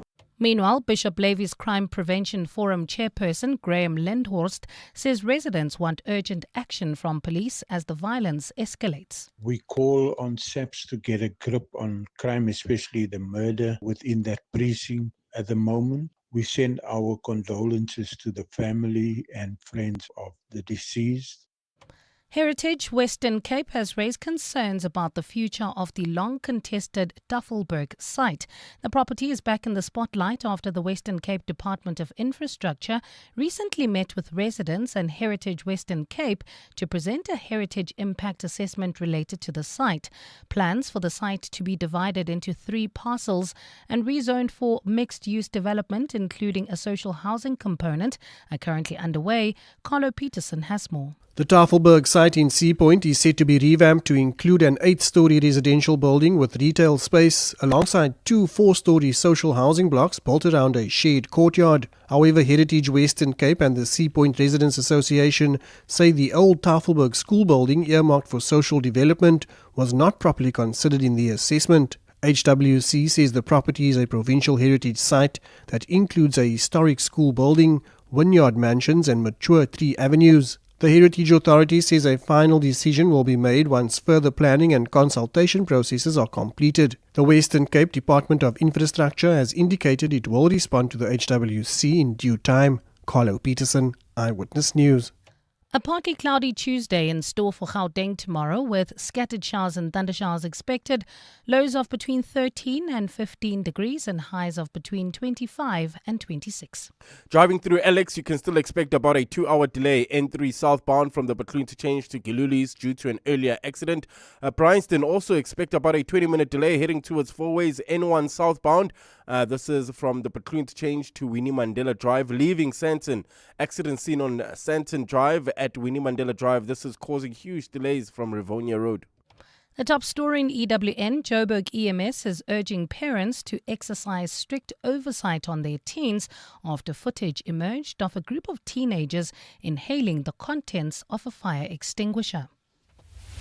Clement Maniatella. Weekday mornings, 9 to 12. 9 to 12. The decision of the ANC in Johannesburg. I just want to get your reaction as mayor. How do you feel? No, I've not received any communication of any decisions that was made in an official REC meeting. So, of course, the reports suggest that the decision that they have taken is to recall you as mayor. Thank you for confirming that you have not received anything as yet. But would you be okay to walk away if that's the decision that the organization takes? Once the ANC makes a decision of that nature, I suppose we have to comply with the decisions of the organization. Tata Morero is the current mayor of the city of Johannesburg, potentially the outgoing mayor. Clements Maniatella. 9 to 12 on 702. On the go and your stomach suddenly not keeping up? That burn, bloating or reflux could be symptoms of an ulcer. Stress can make it feel even worse. Ulcernic offers triple action relief by coating your stomach lining with a protective layer, and it works for up to 6 hours. No prescription needed. Choose between suspension, tablets, or effervescent tablets. Keep an eye on the shelf for Ulcernic's new packaging. A fresh new look outside, same trusted relief on the inside. Visit the Ulcernic Facebook page for more. Managing your workforce shouldn't be complicated. That's why businesses choose Onacy, a proudly South African cloud-based payroll and HR solution. From payroll and e-recruitment to performance management and self-service tools, we streamline the way businesses handle their people. Scalable, secure, and always online, our system evolves with your needs because your workforce deserves the best. Switch to Onacy and experience payroll and HR done right. Visit onacy.com today. From bold ideas to businesses built from the ground up, South Africa's powered by what we make right here at home. This March, local takes center stage. The Buy Local Summit and Expo returns for its 14th year. Hosted by proudly South African, 16 to 17 March at the Sandton Convention Center. Catch the Clement Mangatela show live from the summit on Tuesday the 17th for highlights, live updates, and more. Discover why localization is critical to SA's economic future. That's the Clement Mangatela show, live from the Buy Local Summit and Expo, Tuesday 17 March. Brought to you by Proudly South African on 702. 702. WhatsApp John on 072 702 1702. Afternoon, Tate John. Tate John, the thing with the language, this is quite interesting because I am Venda. I'm married to a half Indian, half white. And the kids, they speak English. And then the mother, Afrikaans and English. I speak Chivenda. And then my other daughter, she speaks isiZulu. And then, it's a rock and roll. It's a real rock and roll when I enter the job. That was the most disingenuous comment I could have heard about the taxi industry, that they're operating at a profit out of some virtuous practice. The reality is they don't pay tax. They cause massive upheaval in terms of our public healthcare system and our road traffic system. So how exactly are they operating at a profit? They are not a bastion of virtue. Afternoon, Dr. John. Hey, can we not expand the Gautrain, please? Otherwise, it would be the end of the Gautrain. Government, our national government, particularly the ANC, they cannot manage the rail system. We know a lot of stations are standing idle today because they fail to maintain them. They even fail to put a security company to guard the infrastructure. The Gautrain is our national pride. If they expand it, it will be the end of it. Quite frankly, it will be the end of it because now it's no longer at the hands of whoever whom we were owing. Now that it's fully paid up, I'm not so sure. Yeah, thanks. I mean, very interesting conversations. Thanks for all those voice notes, by the way. Enjoyed the ones on language and lots to discuss in regard to transport in Gauteng.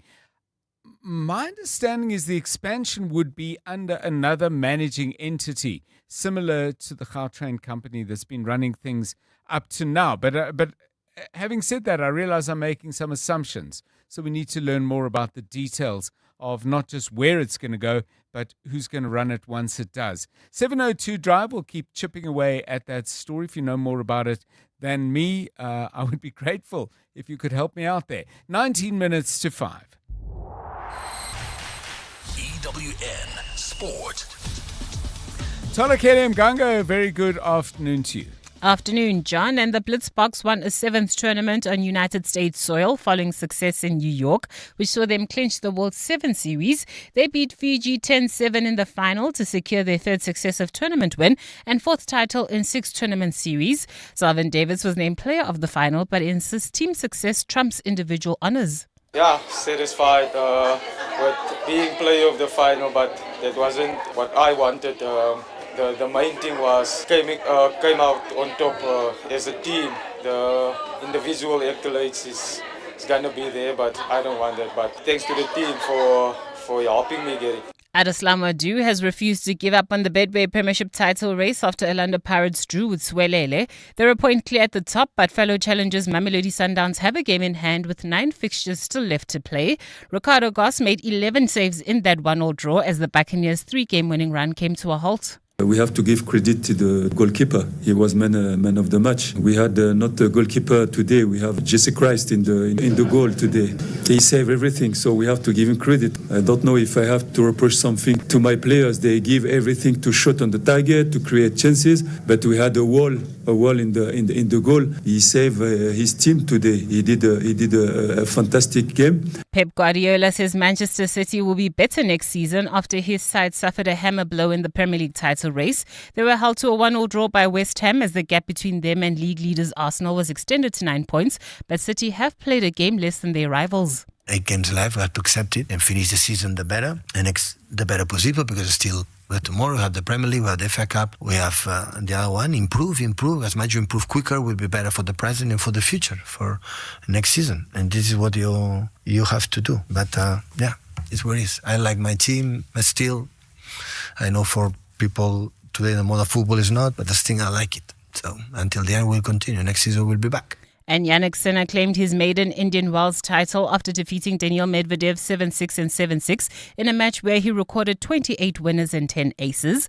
The Italian is now only the 3rd player in history to win all 6 ATP Masters 1000 hardcore titles, as he joins Novak Djokovic and Roger Federer in achieving the feat.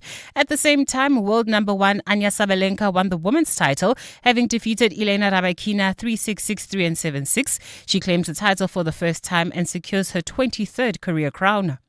Tolagile Mganga, Eyewitness News Sport. EWN Traffic. At 16 minutes to 5 o'clock, this EWN Traffic is brought to you by South African Airways. See just how far you can go with them. Book at flysaa.com. Do it now. Karabo Charlie with the latest from the roads. Yes, John, at this stage, driving through Alexandra, heading towards Germiston, traffic at a complete standstill. Expect about a 2-hour delay. This is on the N3 southbound between the Butlu interchange and the Gilulis interchange. This is due to an earlier accident, so avoid that route at all costs. I'm afraid even that alternative route, driving through Sandton, there's also slow-moving traffic. This is on the M3 southbound if you are traveling towards the Joburg CBD. M1 southbound between Killarney Benz and the Butlu interchange. Bryanston, expect about a 20-minute delay. N1 southbound, this is between the Butlu interchange and Winnie Mandela Drive. Leaving Sandton, heading towards Bryanston Fourways area. There's an accident scene. This is on Sandton Drive, approaching Winnie Mandela Drive, causing huge delays all the way from Rivonia Road.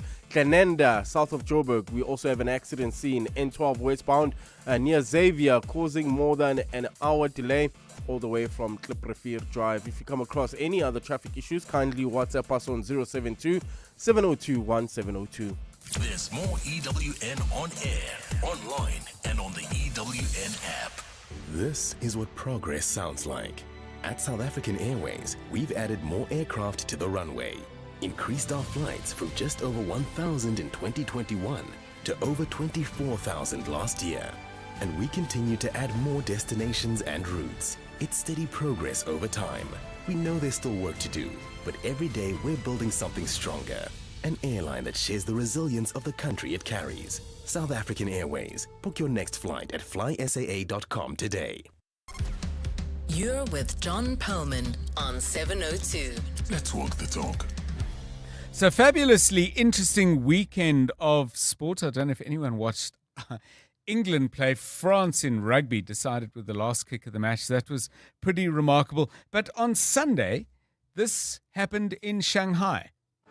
Here comes the history boy, the second youngest driver to win a Formula One Grand Prix. Kimi Antonelli wins. A fantastic way to open his account. Antonelli wins the Chinese Grand Prix. Yes, Kimi. Come on, my son. Yes! Yes, man! We did it, man! Well done there, mate. First race win. This is one you're going to remember forever. Okay, so that was Sunday in Beijing. At one point, I was just watching the end. He took his hands off the wheel, and I immediately thought, oh, hold the steering. But I think he knew what he was doing. On Saturday in London, this happened. God, it takes. Pickford's still competing for it. It's taken away here at pace by Dalman, and Dalman is all alone. This is his kingdom. This is his magic moment. These are Arsenal's points. Teenage kids, sweet 16 and loving it. So that was Max Dalman scoring Arsenal's second goal, becoming the youngest ever goal scorer in the Premier League. Well, how young? 16 years and 73 days. Kimi Antonelli, Max Verstappen, younger when he won his first Grand Prix, but still 19 years and 202 days. I have to say in my own mind, much as I particularly enjoyed Max Dalman's goal, I think Antonelli's feat at that young age, given the complexity of driving those cars at that speed, is in many ways the more remarkable. But Tolakele, I mean, as I watched both of them, I thought at 16, I mean, never mind, at 16, at 19, I didn't even have a driver's license. Okay, admittedly, I was a bit slow out of the blocks, slow off the starting grid with that particular life marker. But yeah, it's so the question I want to ask you and then ask everybody else, describe yourself in one sentence at 16. Or, more sentences if you like. But I mean, I was just not even in the same 16. In the same lane. Oh my gosh. That is so difficult, John. Yeah. Unbelievably awkward and completely unsure of myself. Okay. That's the best way I would describe myself. Because the things that I liked weren't liked by other people around me. So that made me feel like, are you being a weirdo? Is this normal to feel like this? And then I think it's only once I got to like university and as you get into your 20s that you're like, oh no, there's lots of people that are like me. And unsure of myself in every sense of the word, because it wasn't until matric that I thought, okay, I could be a sports journalist. I didn't like how my body was. I had friends, but some of the friends were like forcing me to do things that I didn't want to do. So yeah, at 16, that would be my sentence. Okay, and Karabo Chali at 19, let's hear. Certainly not making history, but well, you don't know. The story is still to be told. I mean, but I was very playful. I remember I would love still playing outside with friends, and I was obsessed with the PlayStation. I would binge on that console the whole weekend, and my mother would be worried if I have a life outside playing PlayStation. Okay, so pick one or pick both. It's up to you. But I think it's fabulous when young people achieve in this just completely remarkable way. But if you want to share with us, you at 16, you at 19, either or both, and maybe if you like your response to just seeing this extraordinary performance. As I say, I mean, I think we've seen real prodigies in football before at young ages. Go back to 58, Pele at the World Cup for Brazil and scoring in that 5-2 win over Sweden in the final and in the games before that.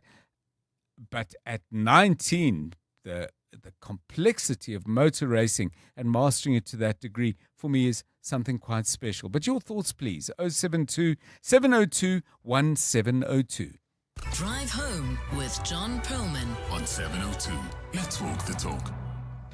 Let's turn to the matter of our cities. Obviously, a particularly keen focus, given that so much of the 702 audience is in Gauteng, so Tshwane and Johannesburg, very much in focus in this report.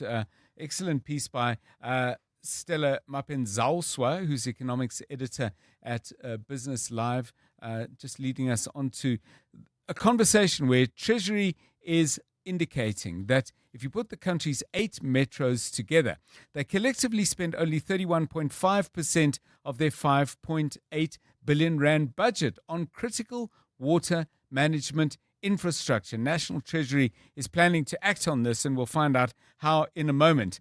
Let me give you the figures, because I must say I mistakenly assumed that Cape Town would have had strong numbers, but in fact not so. Leading the pack is Buffalo City down in the Eastern Cape, and Buffalo City has spent 56.9% of its capital expenditure budget. Nelson Mandela Bay, 3.4%, and the city of Joburg is lagging as well at 15.8%. City of Cape Town, 27.6%. Mangaung doing better than some, 37.6%. And Ekurhuleni, 40.8%. eThekwini up at 41.8%. But there's a lot of money that is not being spent. What's going on? Let's talk then to Sifiso Mabaso. He is the Director for Local Government Budget Analysis at National Treasury. Mr. Mabaso, welcome, and thanks very much for giving us your time. Just some clarification before we get into some of the what Treasury plans to do.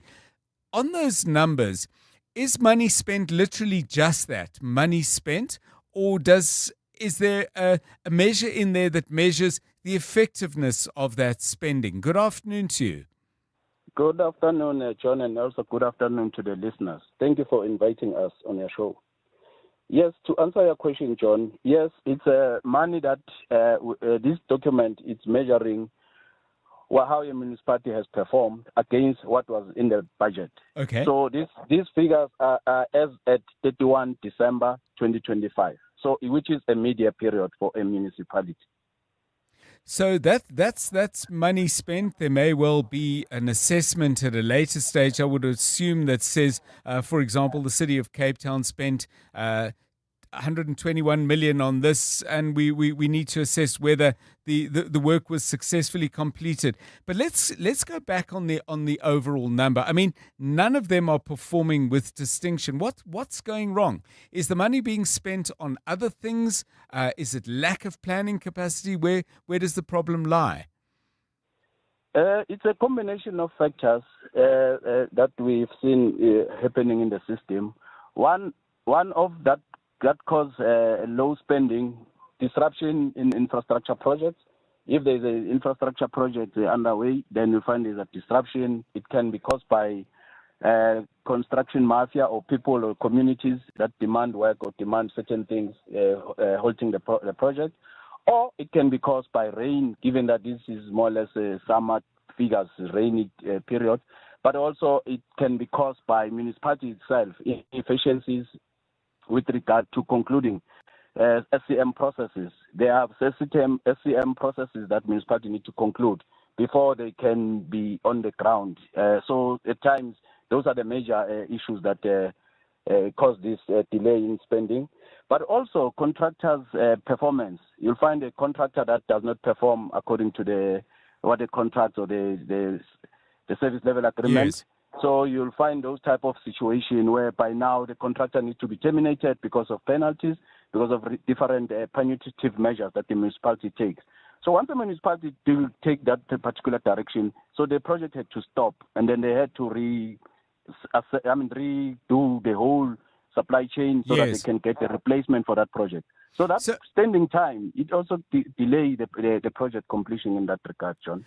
I mean, that's got to be on the municipality, because if contractors are messing projects up, it's because the people who hired them didn't do their due diligence and probably as a subsequent set of actions failed to properly supervise the work. I mean, surely in, for example, a city like Johannesburg, and the figures for Joburg, barely touching 16% of budget spent, given the crisis the city's facing, that cannot be explained. This is a city full of engineering works. It's got 2 universities with faculties of engineering. I mean, ultimately this is on the metro, surely? It's got to be. Spot on in describing whatever that is happening down there. Yes, these are numbers that are showing us a picture that has been drawn from this report. Definitely, John, you're correct. Thanks. So you are going to act as Treasury. What can you do? I mean, obviously you can control the money perhaps more tightly, but you can't run the city for the city of Joburg or Ekurhuleni, for example. But what's your thinking? What are your plans? Correct. The Treasury is busy as we speak, driving huge reform that is being introduced in a metro space. We call it metro trading services reform. This reform is a game changer in a metro because it's an incentive-based initiative. It meant to reverse all this decline, but also to improve financial sustainability of these services, targeting improved accountability in this following way. In the past, we've seen a practice where if you pay for the example, you pay for your electricity, right, the money, the revenue that is generated or the cash that you pay, you'll find that now the money now is going to pay employees, it's going to fund other services. Then in that situation, it neglects that particular electricity service. So the trading services, the metro trading services, it says this must be ring-fenced, and we spend according to that particular service, so that the service can be provided on a sustainable basis, John. So those are some of the reforms that we are introducing in the metro space. So going forward, and also part of it is to zoom into the service itself with regard to the service structure, the employees, and also look at the level of qualifications of the head of that particular department. So the metro services, trading services, it got a lot that has to zooming into that particular service. Like example, as I was putting it, this example, electricity department. It stipulates that a person that must head that electricity department must have the following qualification, experience, and the requisite skills. So it's a very much tight incentive, and also incentive-based. So meaning now going forward, the Treasury is zooming in clearly so that it can be able to see what's going on in that particular department. Because all along what we have seen is that the money move around. We pay for services, but the service is still declining. So those are some of the issues that the metro trading service is trying to address in that particular way. Thank you so much, Sifiso Mabaso. Unfortunately, we'll have to leave it there. He is Director for Local Government Budget Analysis at the National Treasury. 702 Drive. It's coming up for 2 minutes now to 5. The Midday Report. Weekdays, 12 to 1. Why hitmen like this alleged accused in Witness D's murder, who we now know was a former Special Task Team member who was highly trained. He was a marksman and now is taking jobs, allegedly, to carry out hits by who knows who in order to silence them before the commission. We have allowed this to become so entrenched where weapons are available and there's no accountability, which is why it keeps on happening, and we have this rise in targeted assassinations in country. There are so many problems here. The Midday Report with Mandy Wiener. 12 to 1 on 702. 702. The Johannesburg Philharmonic Orchestra wraps up its summer season under the baton of popular conductor Conrad van Alphen, joined by virtuoso Emmanuel Ivanov on piano.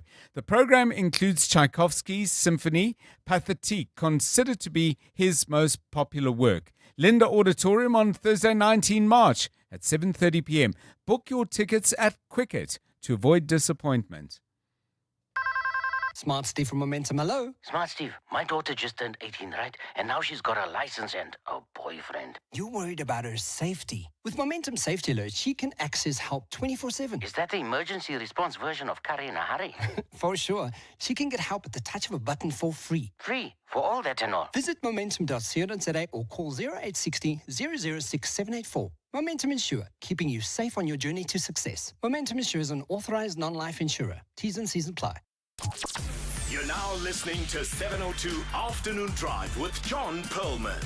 Brought to you by Telkom Business. Possible begins here. This is EWN.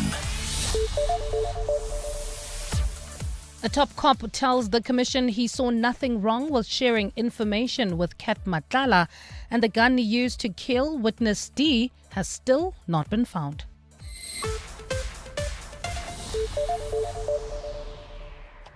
Good afternoon, I'm Bali Dlamini. An organised crime police officer has told the Madlanga Commission he believed there was no danger in sharing confidential information with alleged crime boss Vusimuzi Cat Matlala.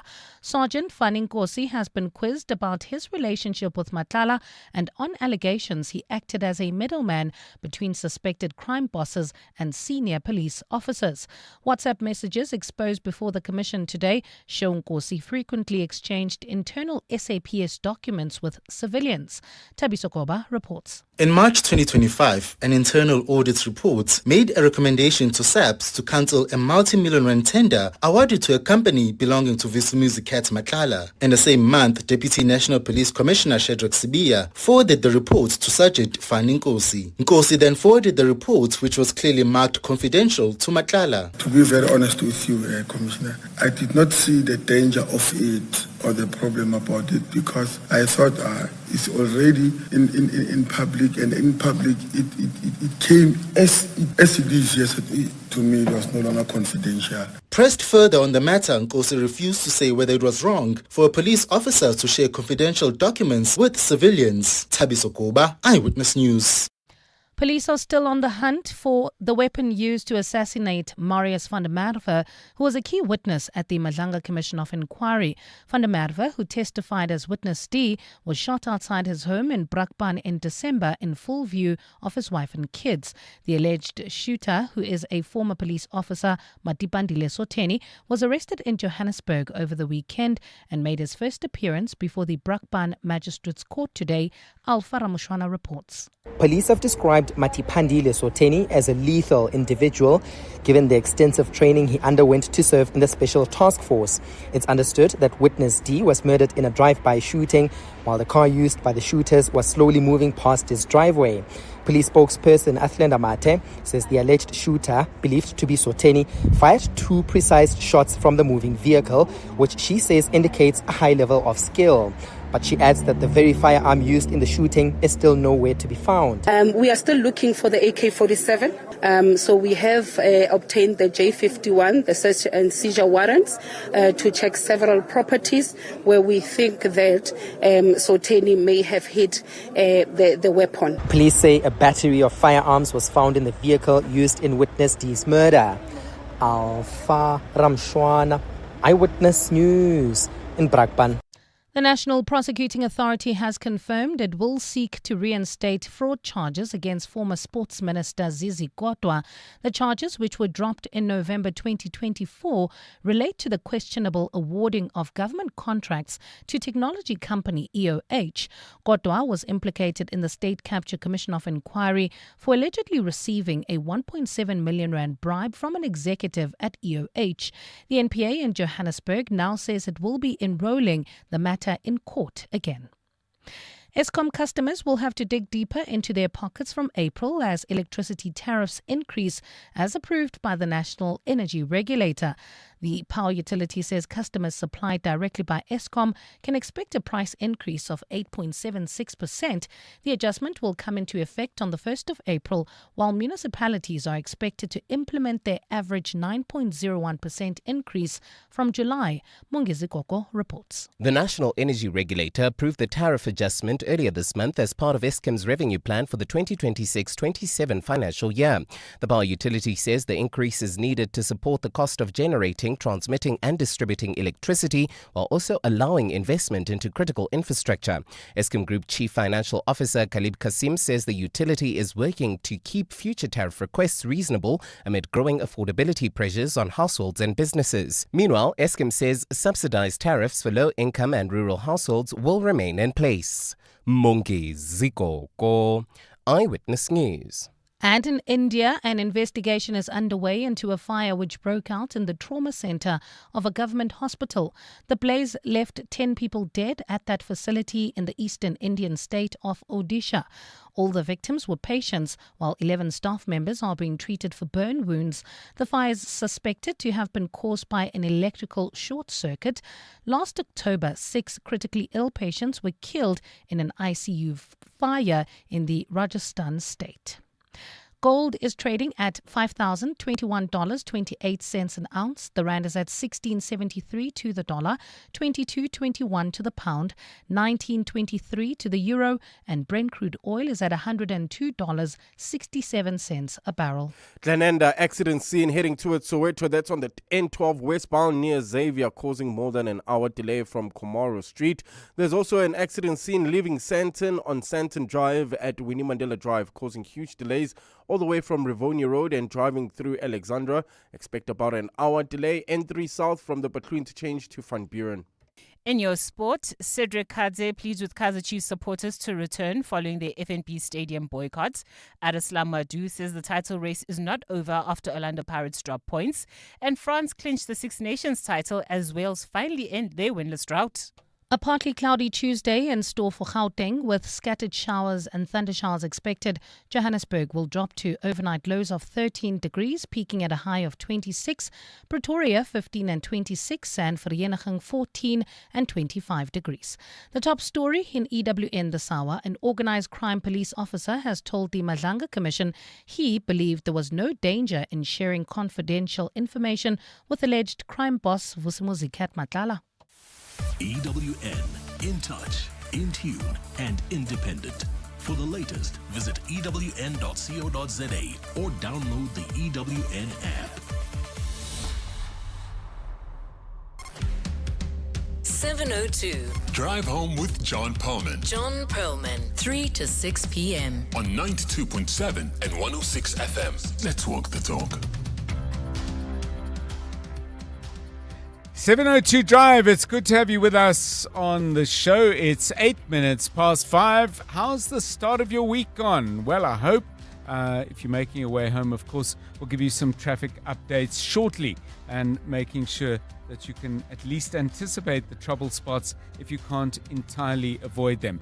Madlanga Commission today, very, very interesting indeed. Sergeant Fani Nkosi, formerly known as Witness F, then constantly referred to as Sergeant Nkosi, has been a name cropping up through all sorts of testimony from very, very influential police people indeed. He seems to have operated as a go-between between the Deputy National Commissioner, Shadrack Sabir, and he, on the one hand, and the businessman Vusimuzi Kat Matlala on the other. And, involved in other stuff as well. So we'll hear from Tabiso Goba, who is our colleague at EWN, covering the Madlanga Commission today. Important details coming out there. And then related to all these probes into criminality and political interference and corruption in the criminal justice system is the news of the arrest of Matipandile Soteni. This in the assassination of yet another Madlanga Commission witness known as Witness D, later identified as Marius van der Merwe. Matipandile Soteni has been arrested and will be charged, it would seem, with being the actual gunman in his killing. Of course, whenever there are these targeted killings, the bigger question of who actually paid for them is something that doesn't always get resolved. We await for some clarity on that in regard to Babita Diokaran, for example. Anyway, those are the stories we're going to be covering. On the second one, in regard to this targeted killing, we'll hear from Chad Thomas, who will join us from IRS Forensic Investigations, where he is the CEO.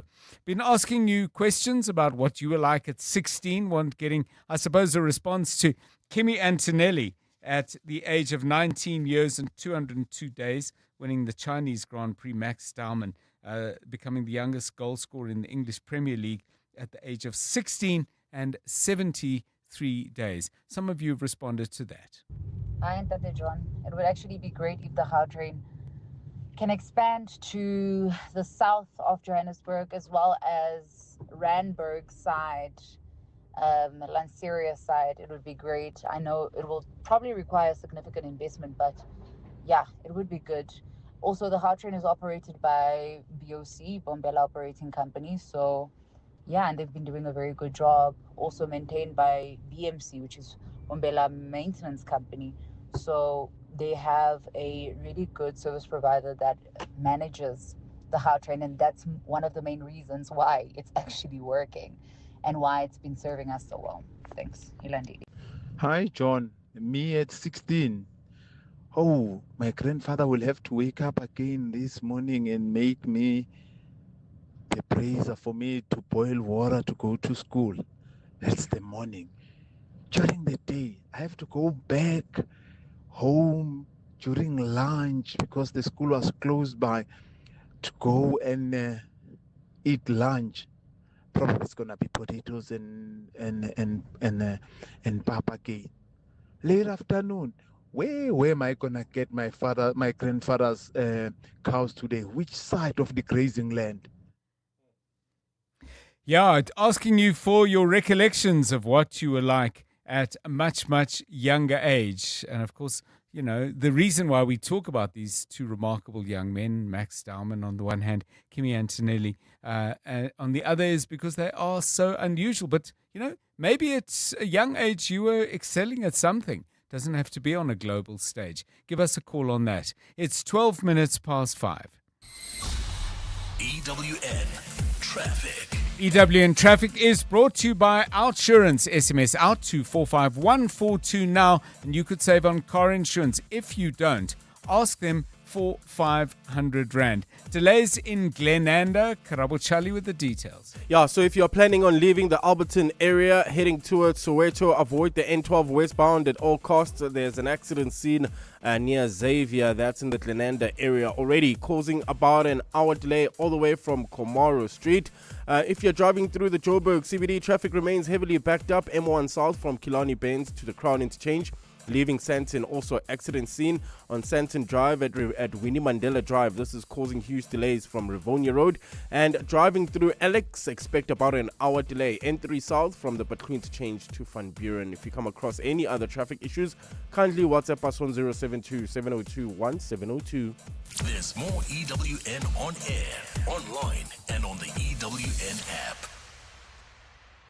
You know that feeling when your flight gets upgraded? That's how good it feels to see the Outsurance pointsmen on your route. Everyone feels the difference when the Outsurance pointsmen are on the roads.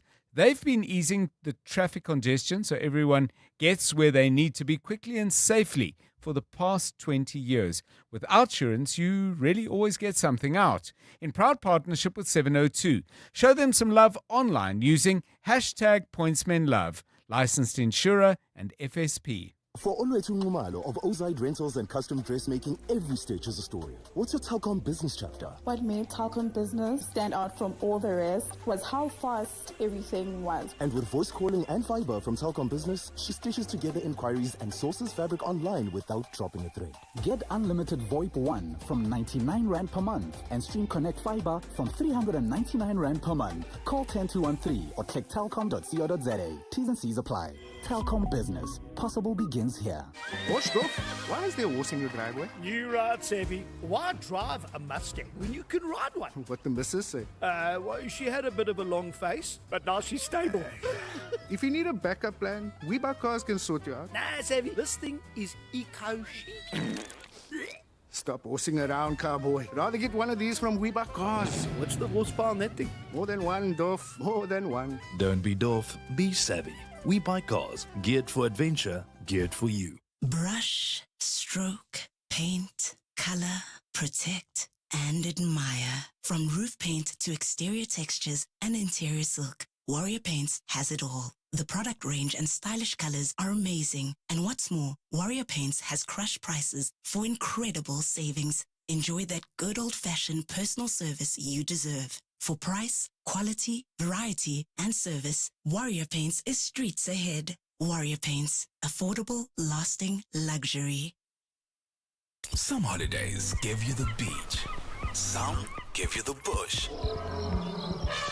What if one destination gave you both? This July, a world-first travel experience arrives in KZN with the opening of Club Med South Africa Beach and Safari Resort. To celebrate, 702 and Club Med South Africa are giving you the chance to win an all-inclusive beach getaway for two worth 70,000 Rand. Are you ready to experience the ultimate escape with Club Med? Tune in to 702 Afternoons with Relebogile Mabocha, weekdays between 1 and 3 p.m. to find out how to enter Club Med South Africa Beach and Safari Resort on 702. T's and C's and more on primemeterplus.com. On Wednesday, the 18th of March, 7:02 Afternoons with Relebogile Mabucha will host a 2-hour maths masterclass, dedicating this time to something that affects the future of our country. Recent reports show that more than 400 public schools in South Africa have stopped offering pure mathematics, which raises a serious question. Where are the numbers? This conversation is not just about identifying the problem, it's also about finding solutions. They'll bring together experts and voices from the classroom to unpack South Africa's maths crisis. So if you are a parent, a teacher, or a learner, we want to hear from you. That's the masterclass on 7:02 Afternoons with Relebogile Mabucha from 1 to 3 p.m. on 7:02. Driving the conversation on 702 Afternoon Drive with John Perlman. Powered by Telkom Business. Possible begins here. You're with John Perlman on 702. Let's walk the talk. Well, the Madlanga Commission has been about piecing together pictures, but also looking at links and finding threads that may pull through a whole lot of different witnesses. One person who I think really has been a thread is somebody who began life at the Commission as Witness F, but then became identified as Sergeant Fani Nkosi, and it was his turn today to appear, this time in person, in front of the Commission. In the course of various deliberations, he has been linked to Deputy National Police Commissioner Shadrach Sabia, to Senior General in the Organised Crime Unit, Richard Shibiri, and indeed as well to General Lisicha Sinona, I think, who appeared earlier, also a significant figure in the highest ranks of the police. So, what was he asked and what did he have to say? Thabiso Goba has been watching very, very closely and listening carefully too. Thabiso, a very good afternoon to you. Just before we get into content, I just want to go on impressions, because I was looking up at the TV, occasionally switching it on when I had a chance, and Sergeant Nkosi seemed to be laughing, smiling, and I asked you earlier off air, but I want to ask the same question again. Was this a confident smile or a nervous one? Good afternoon. Good afternoon, John. Definitely it's a nervous smile, because there was a lot of questions. There was a lot of things that Mr. Fani Nkosi couldn't explain. And I think we talked about this last week, John, when Richard Shibiri was testifying about how these very senior people in these very senior positions within SAPS have just come across as incredibly uninspiring and look like they're sort of incompetent at their job. And that, unfortunately, is sort of the perception that Mr. Fani Nkosi, who works at the Gauteng Organized Crime Unit, and that's unfortunately the perception that he got, because there was a lot of questions that he couldn't give answers to. So how does a person, because Sergeant is not the lowest rank, but it's a long way from being a general, and yet he appears to be interwoven in not only the lives of senior police officers, but also their interactions with people who are now facing charges of serious criminality. Is there did you get any sense as to how he got in this position in the first place? Well, I mean, from the testimony of Mr. Richard Shibiri, the SAPS Organized Crime Unit head, he said that he has a very personal relationship with Mr. Fani Nkosi.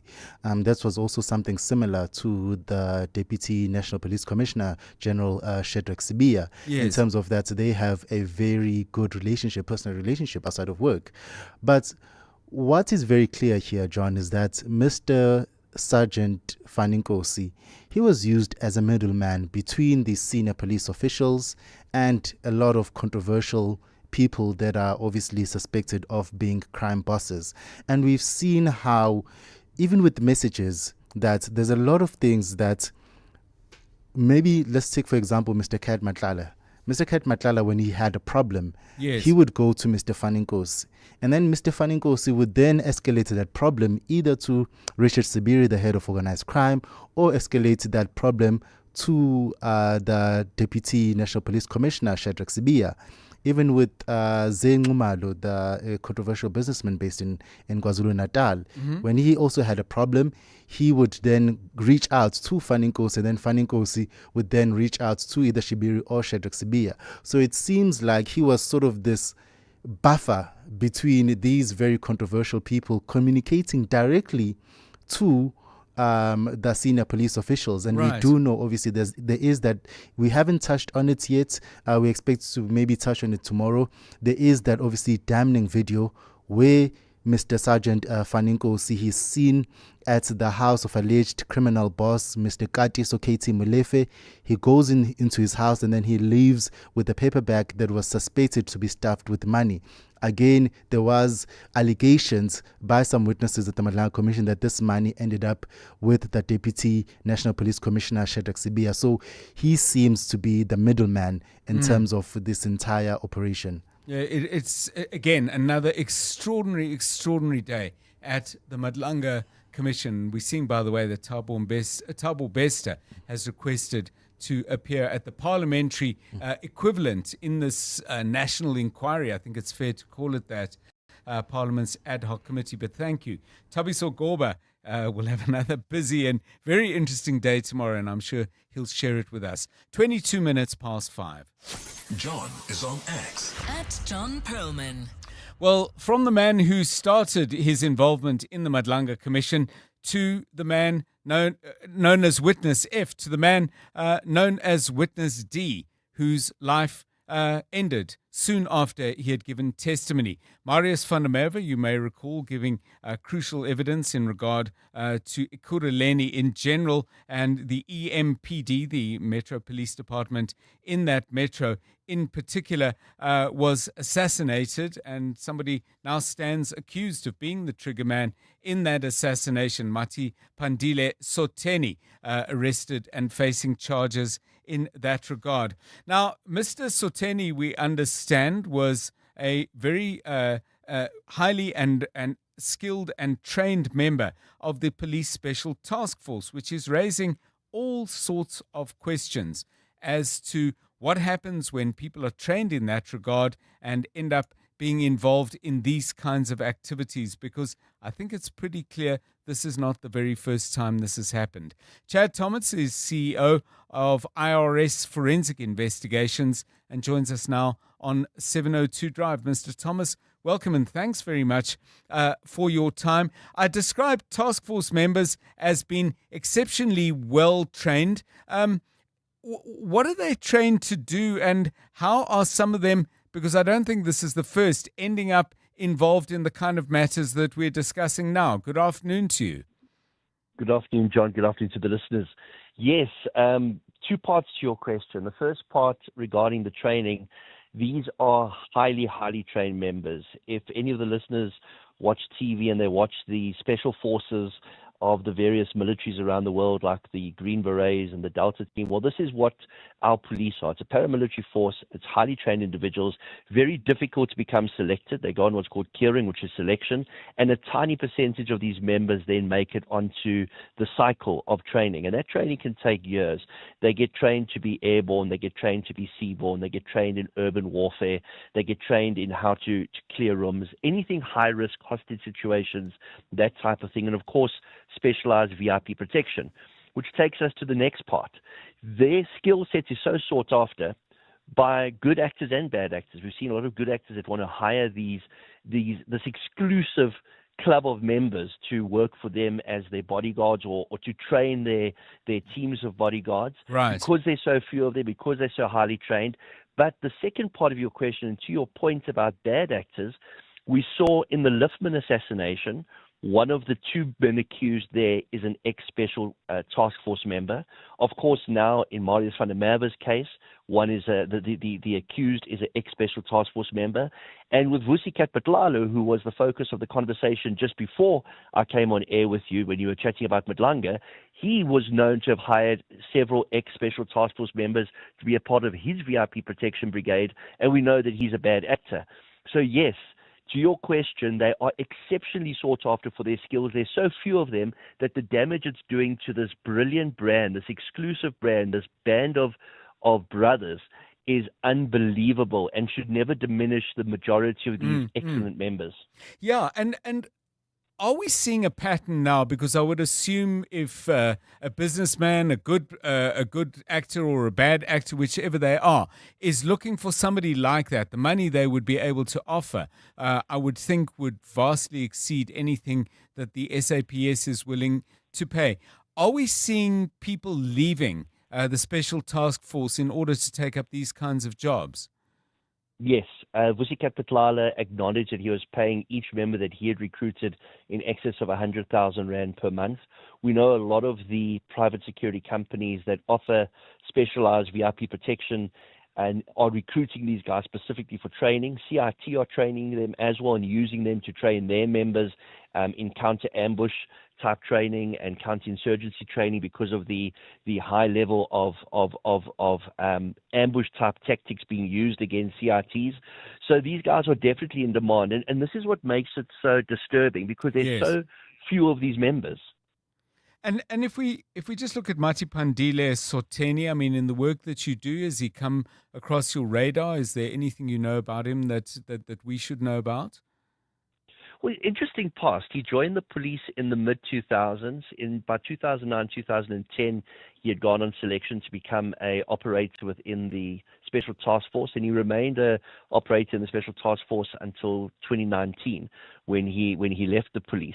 Quite controversial at his time at the Special Task Force. He fought for a bigger pay for the allowances given to Special Task Force members because of the kind of work they were engaged in. He was almost a shop steward type individual. Moved out of that industry, went into VIP protection, worked in the tobacco space for a while.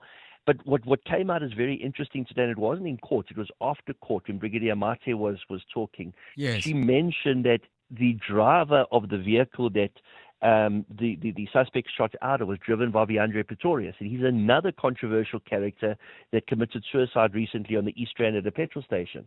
So we now know that it was both Viandre as well as this accused that were now purportedly involved in this murder for hire. It really is a world of complexity and no small amount of murkiness. But thank you for shedding some light. Chad Thomas, CEO at IRS Forensic Investigations. And I'm just wondering, and I don't know anything until I've heard the small amount that Chad Thomas has just shared about Matipandile Soteni, but I find the example or the element that he shared with us of somebody who felt they were underpaid for the work that they were doing and then went off to find other kind of work in the private sector where the demand for his skill set is clearly enormously high. But it really does strike me, if you are one of the people who has trained all their career to reach that level and then you spend months and years doing incredibly dangerous work, you feel you're not being properly paid and all around you, because people talk and people know what's going on. There are these very, very highly placed police officers living lives of luxury on money that they've earned through their relationships with the kind of people that they actually joined the police to try and track down and arrest. Not offering any excuses for anything whatsoever, but I think when you create that world, you cannot be surprised at these kinds of consequences. Just my thoughts, but I'd love to get yours. 011 883 0702 and 072 702 1702. 29 minutes past 5. Let's catch up with the world of business. EWN Business. Africa, very good afternoon to you. A day that started down, then went up. I'm not sure how it ended. Good afternoon. Hi, John. It ended 1.3% on the day for the all-share at the JSE. The rand strengthening today as a softer dollar helped offset fading hopes of a near-term interest rate cut by the U.S. Federal Reserve, which is due to the elevated energy prices. The greenback was down 0.4% against a basket of currencies. More on the exchange rate in a short while. The country's benchmark 2035 government bond also stronger today as the yield fell 2 basis points to 8.91%. The continent's biggest telecoms operator, MTN Group, rebounding to an annual profit, and they will pay shareholders a dividend that exceeded expectations, and there's a plan to buy back shares as well. The strong performance in the year ended 31 December followed a difficult 2024 for the group when its largest business, MTN Nigeria, was hit by sharp currency devaluations, surging inflation and high interest rates. The share price for the company, 7% on the day. We have the chief executive of the group on the Money Show this evening. Strong results also from Sun International, the share price up nearly 10% on the day. News from the Middle East. Saudi Arabia is giving long-term oil customers the option of receiving their allocations for April via the Red Sea port of Yanbu as it prepares for lengthy disruptions in the Strait of Hormuz. Buyers who choose Yanbu will only get a portion of their monthly supply due to constraints on how much crude oil the pipeline to the port can carry. Minister Gwede Mantashe, in the meantime, speaking at a conference here in Cape Town earlier today, where he said the government is in talks to find more supply options due to the conflict in the region. The minister confirming that we should expect a price surge in the regulated price of fuel next month. The tech-heavy Nasdaq led Wall Street's main stock indices higher earlier today, with Meta Group among the top gainers after a report said the mega cap was prepping for sweeping AI-related layoffs, even as a raging Middle East conflict kept risk-taking in check. Meta gaining 2.4% after a Reuters report said it was planning to shrink its workforce by 20% or more to offset costly artificial intelligence infrastructure. And prepare for greater efficiency brought by AI-assisted workers. To those indicators now, you'll buy a dollar for 16 Rand and 76 cents, a pound for 22 Rand and 30, euro for 19 Rand and 27. Gold is at 4,998 and 84 cents an ounce, down a bit from an hour ago. Platinum, 2,103 Rand and 50 cents. Brent crude at $103.14 a barrel. On the Money Show this evening, we have the CEO of MTN Group on their solid set of results. The chief executive of Sun International is also joining us on the show. The National Financial Ombud Scheme has recently warned that AI tools are being used by complainants to generate extremely long submissions, sometimes running up to 150 pages. We speak to the CEO, Rihanna Steyn, about how artificial intelligence is beginning to affect dispute resolution in South Africa's financial sector. And we shine the spotlight on auctions, finding a new market in South Africa's townships.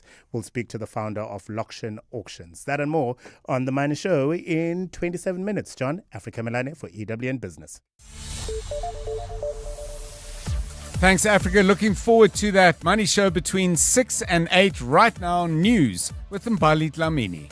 Thanks, John. Good afternoon. Former President Jacob Zuma wants the court to declare Justice Sisi Khampepe's refusal to recuse herself as the chair of the TRC inquiry declared unlawful. His lawyer, Advocate Dalimpofu, has told the full bench of the South Gauteng High Court today that Khampepe's decision should be overruled because it was not decided on by the full commission. The former presidents, Zuma and Thabo Mbeki, have objected to Khampepe chairing the TRC cases inquiry, citing alleged bias. The commission is looking into delays in prosecuting apartheid-era crimes. Dimakatso Leshoro has more. Proceedings began with Advocate Dalimpofu urging the court to issue an order compelling the commission to provide information he claims proves Judge Sisi Khampepe acted unlawfully by allegedly coaching evidence leader Advocate Ishmael Semenya.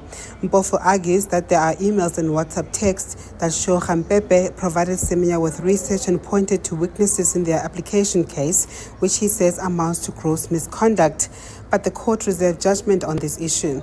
On the merits of the case, Mpofu argues that Khampepe's decision was not properly established as she penned the judgment on her own. However, a debate arose with Judge Lebogang Modiba about the effect of the decision he is seeking to be set aside.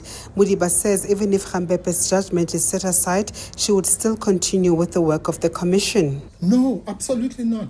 How can she remain justice? The matter continues. Dimakatso Leshoro, Eyewitness News, Johannesburg High Court. Joburg EMS is urging parents to exercise strict oversight over their teens after footage emerged of a group inhaling the contents of a fire extinguisher. It says the act, known as chuffing, is concerning as a new trend that's fast gaining momentum amongst young people.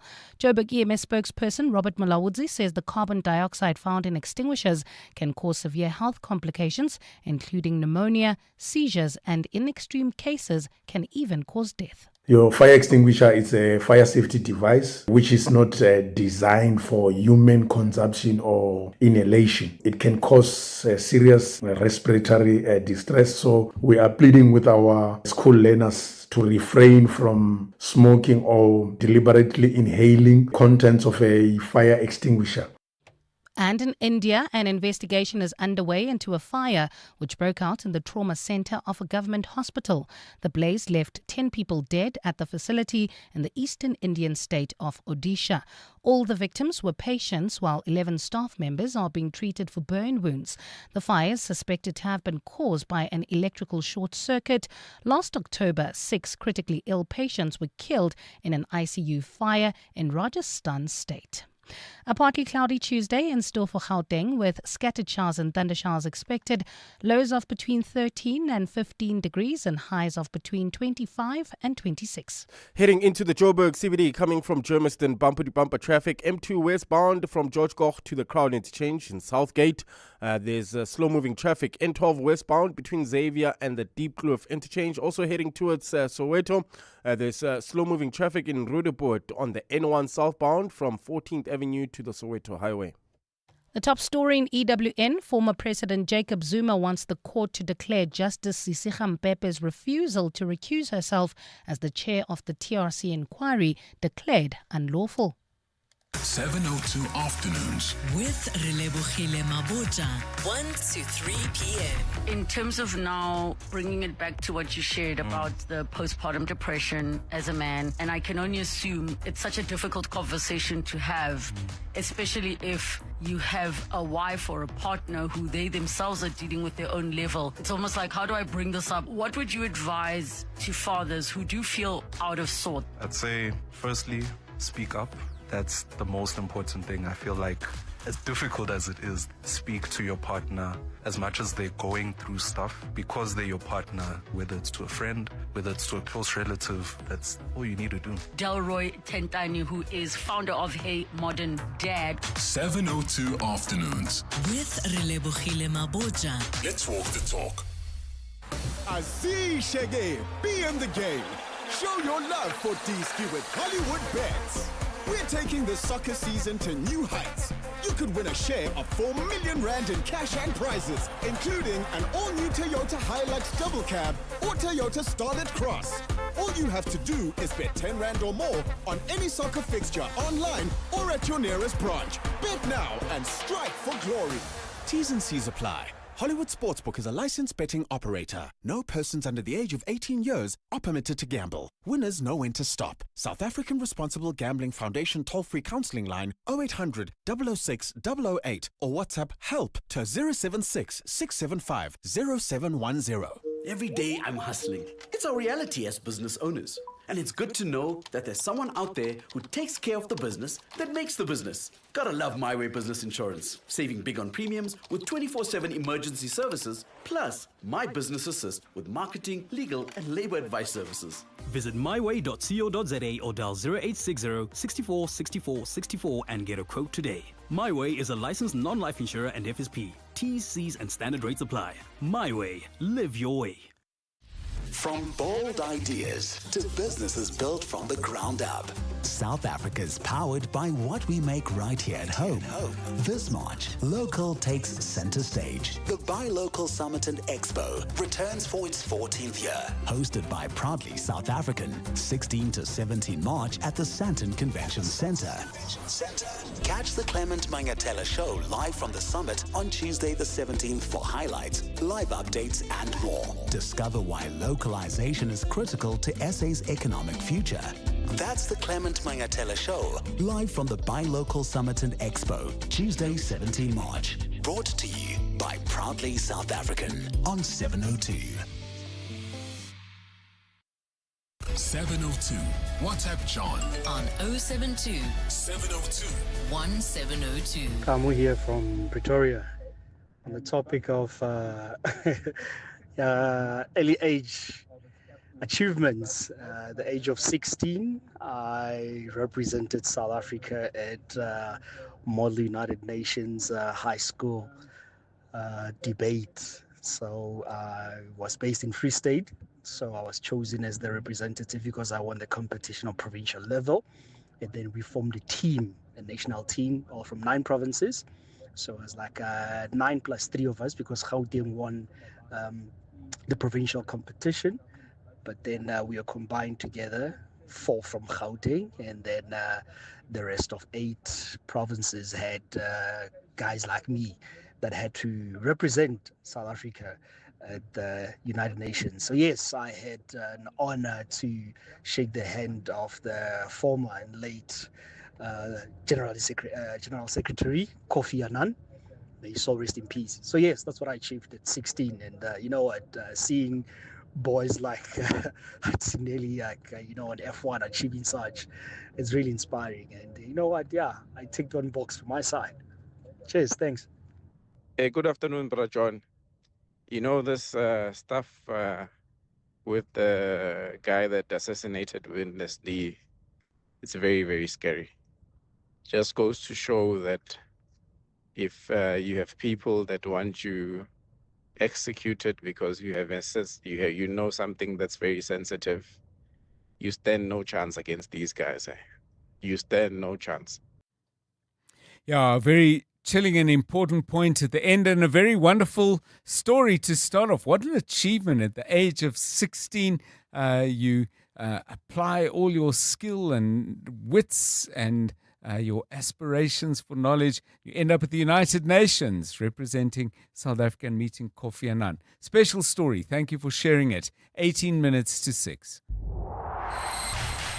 EWN Sport.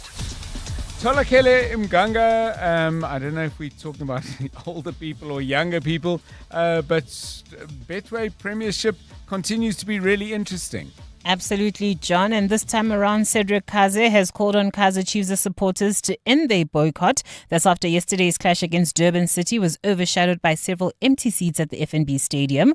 A Gloli Lepo strike secured the Glamour Boys the 1-0 win to move them up to 5th in the standings as they ended their 4-game losing streak. However, a sea of orange seats were the big talking point as fans made their feelings clear following an underwhelming season, which saw them knocked out of the Nedbank and CAF Confederation Cup, as well as failing to challenge for the league title. I understand the frustrations. My message to them is that we're not sleeping. We know the frustration. We know that they deserve better. They want better things. The best way to support the team and to show that you want better is, even in these difficult moments, to try to come to the stadium and support the team, because we know that when they are behind us, they are going to be the 12 men, and we're going to feel more energy with them. Abdeslam Wadu has opted to look at the positives following Orlando Pirates' 1-1 draw with Suwelele in the Betway Premiership.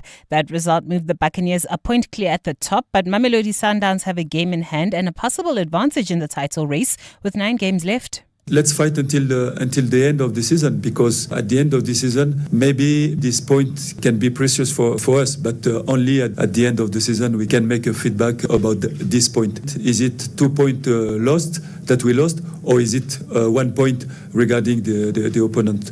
Let's fight until the end. Igor Tudor has earned himself more time to get it right at Tottenham Hotspur after they earned a point in their Premier League clash against Liverpool. They drew 1-0 at Anfield to bring an end to their 4-game losing streak and having shipped 14 goals during that period. No, we prepared in one training with Connor in the middle and other solutions, but we need to change today. So it was a system. It was a team putting without training. Let's say 2-3 position was changed because Tottenham happened like this. You prepare 2 trainings, then in the morning you put the team you didn't prepare because someone is out. To repeat is even more value of this victory. To guys, congratulations to the guys. They were happy there also. Team spirit. That was the key of of this point. And France clinched a third Six Nations title in 5 years following a 48-46 win over England, while Ireland secured a fourth Triple Crown in 5 years after a 43-21 success over Scotland.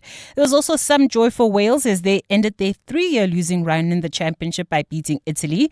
Dewey Lake was among the try scorers as the Dragons claimed a bonus point win that ended their 15-match tournament losing streak. We've been focused narrowed on performance, on building on what we did against Scotland, on what we backed it up with against Ireland, and then on what we could do today back at home in front of an amazing crowd of people here, but also back home who've supported us through some tough times. We just hope today was something that we could give back to them, and we hope that we've restored some faith into the jersey, but also into what people believe this group can go on to do.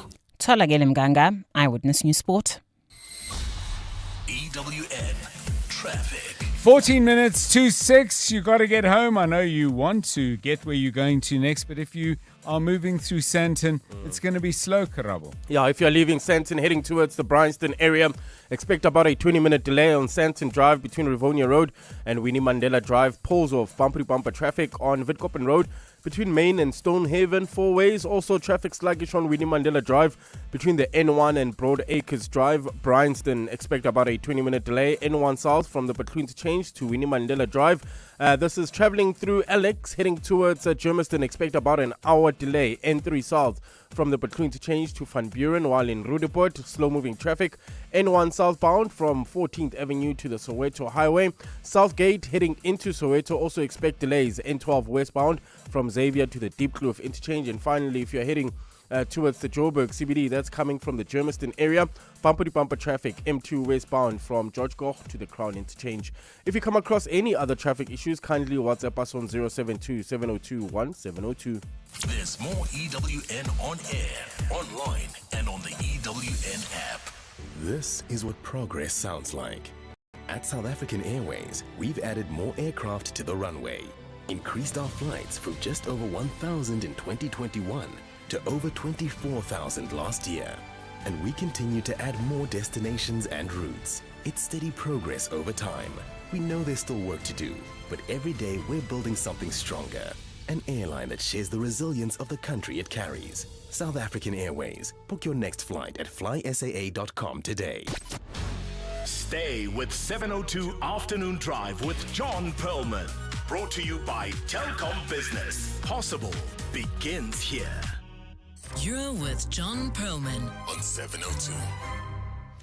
12 minutes to 6 on 702 Drive. Let's give you some music to get you home and get you to wherever it is that you're going if it isn't home. So, Kabazela, our themes for today is nice and simple. What you got? Yeah, very simple one. We are looking for songs that have in the title or maybe in the lyrics mentions of animals. Right.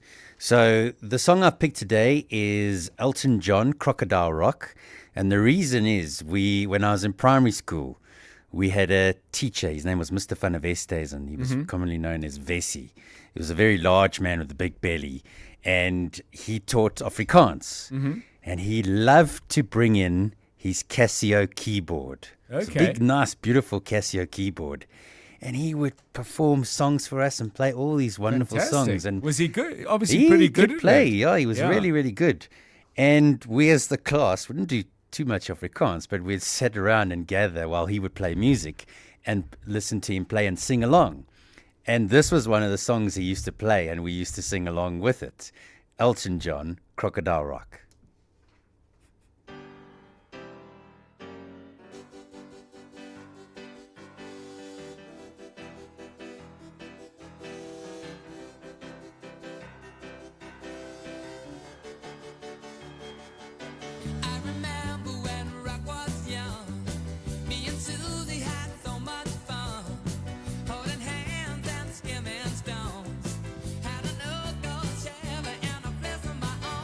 Biggest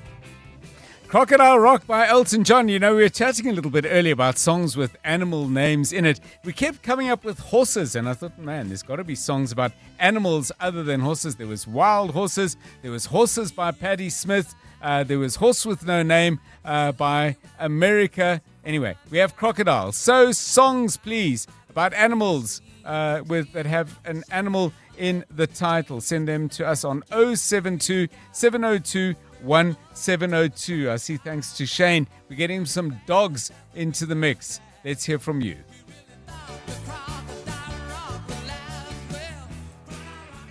The Midday Report. Weekdays, 12 to 1. Why hitmen like this alleged accused in Witness D's murder, who we now know was a former special task team member who was highly trained. He was a marksman, and now he's taking jobs, allegedly, to carry out hits by who knows who in order to silence them before the commission. We have allowed this to become so entrenched, where weapons are available and there's no accountability, which is why it keeps on happening, and we have this rise in targeted assassinations in country. There are so many problems here. The Midday Report With Mandy Wiener. 12 to 1 on 702. 702.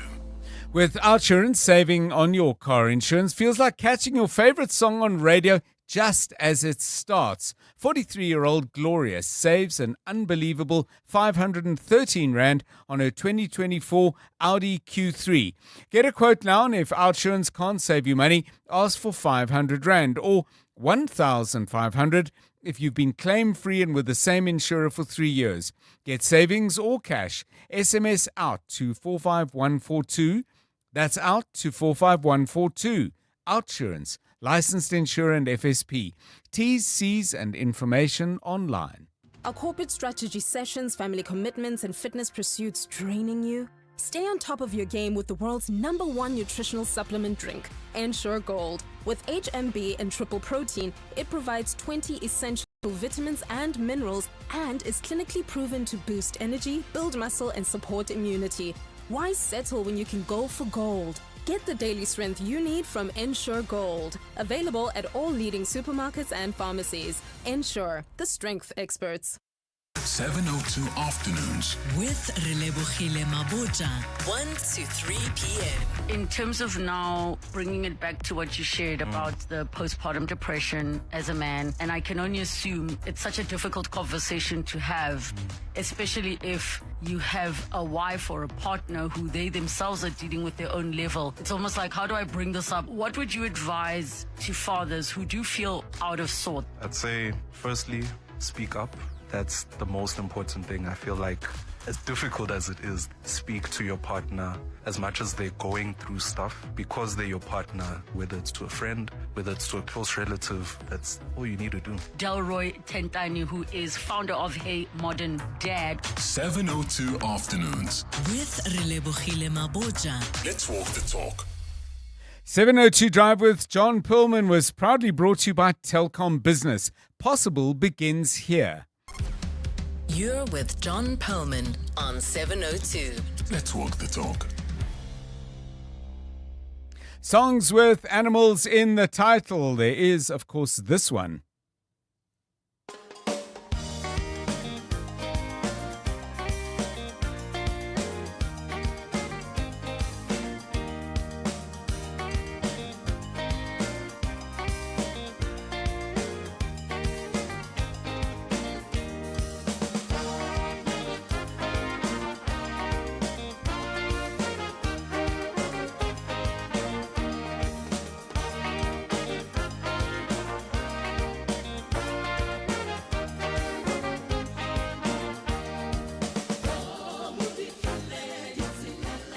Jonas Gwangwa, Homo, wonderful, wonderful stuff. Okay, you've been sending us voice notes, you've been sending us texts. We have got a whole menagerie of songs with animals in the title. Let's get busy. Hi, John. My song is Iron Lion Zion, Bob Marley. Yeah, love the song. John, for me, is the Blackbird, the Beatles. That's my favorite. Mhlenge? Blackbird singing in the dead of night. Take these broken wings and learn to fly. all your life. You were only waiting for this moment to arise.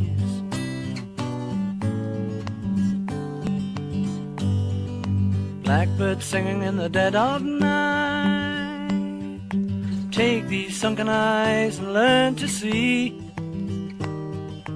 all your life. You were only waiting for this moment to be free. Blackbird fly. Renee says, Little Red Donkey. I don't know who the singer is. I do not know who the singer is either. If somebody knows, help us with that. Yeah, let's go back to your voice notes. How's it, John? Frederick from Benoni.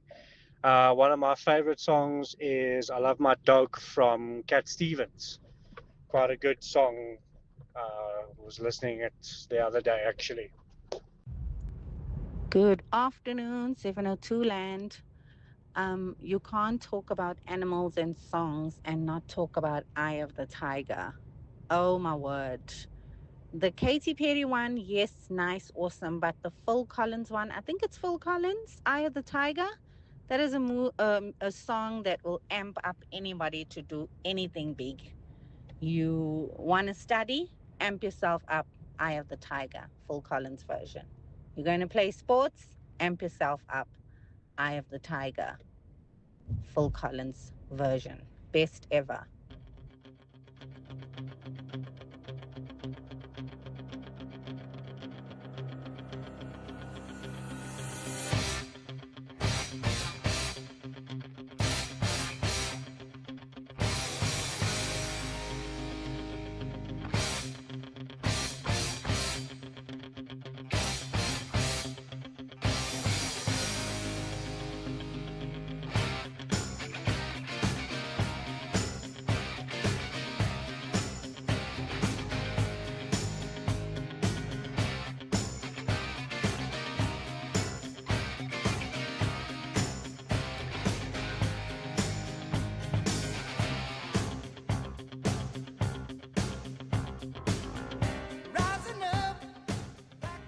Yeah, I know Phil Collins is a survivor. He's had an incredibly long and stellar career, but that version is by Survivor, not by Phil Collins. Let's go to the lines. Moses in Pretoria, hi. Hi, how are you doing, John? Yeah, doing well, thanks. You got a song for us? Yeah, Seagull by Bad Company. Seagull by Bad Company. Boy, I haven't listened to Bad Company in ages. Let's see if we've got it. I think we do.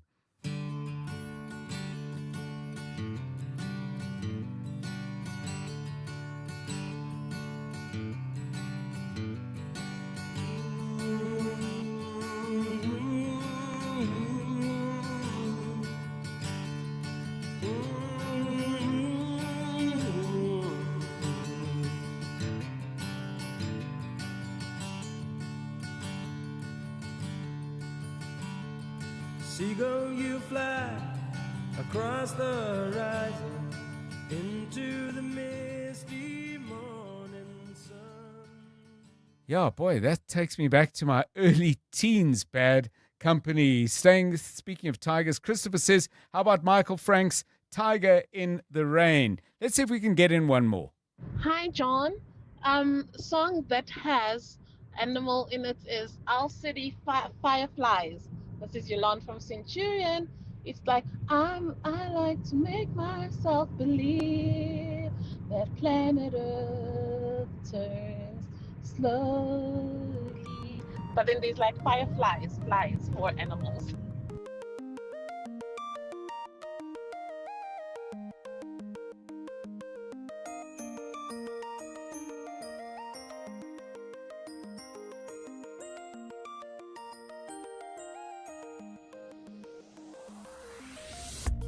Not believe your eyes if 10 million fireflies lit up the world as I fell asleep. Fireflies, animals, insects, who cares? Lovely song. Thank you, Yolanda. And thanks to all of you for spending time with us on 702 Drive. From all of us, good night. 702 on 92.7 and 106 FM. Streaming on the Prime Media Plus app And on DSTV channel 856.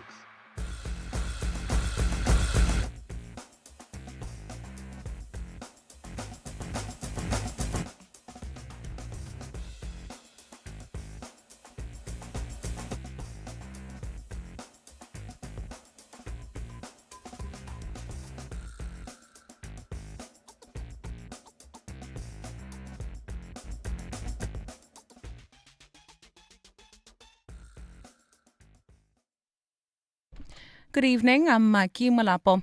An organised crime police officer has told the Madlanga Commission he believed there was no danger in sharing confidential information with alleged crime boss Wismusi Cat Matlala. Sergeant Faninkosi has been quizzed about his relationship with Matlala and on allegations he acted as a middleman between suspected crime bosses and senior police officers. WhatsApp messages exposed before the commission show Nkosi frequently exchanged internal SAPS documents with civilians. Tabiso Goba has more. In March 2025, an internal audit report made a recommendation to SAPS to cancel a multi-million rand tender awarded to a company belonging to Visumuzi Cat Matlala. In the same month, Deputy National Police Commissioner Shadrack Sibiya forwarded the report to Sergeant Fani Nkosi. Nkosi then forwarded the report, which was clearly marked confidential, to Matlala. To be very honest with you, Commissioner, I did not see the danger of it or the problem about it because I thought it's already in public, and in public it came as it is yesterday. To me, it was no longer confidential. Pressed further on the matter, Nkosi refused to say whether it was wrong for a police officer to share confidential documents with civilians. Tabiso Koba, Eyewitness News.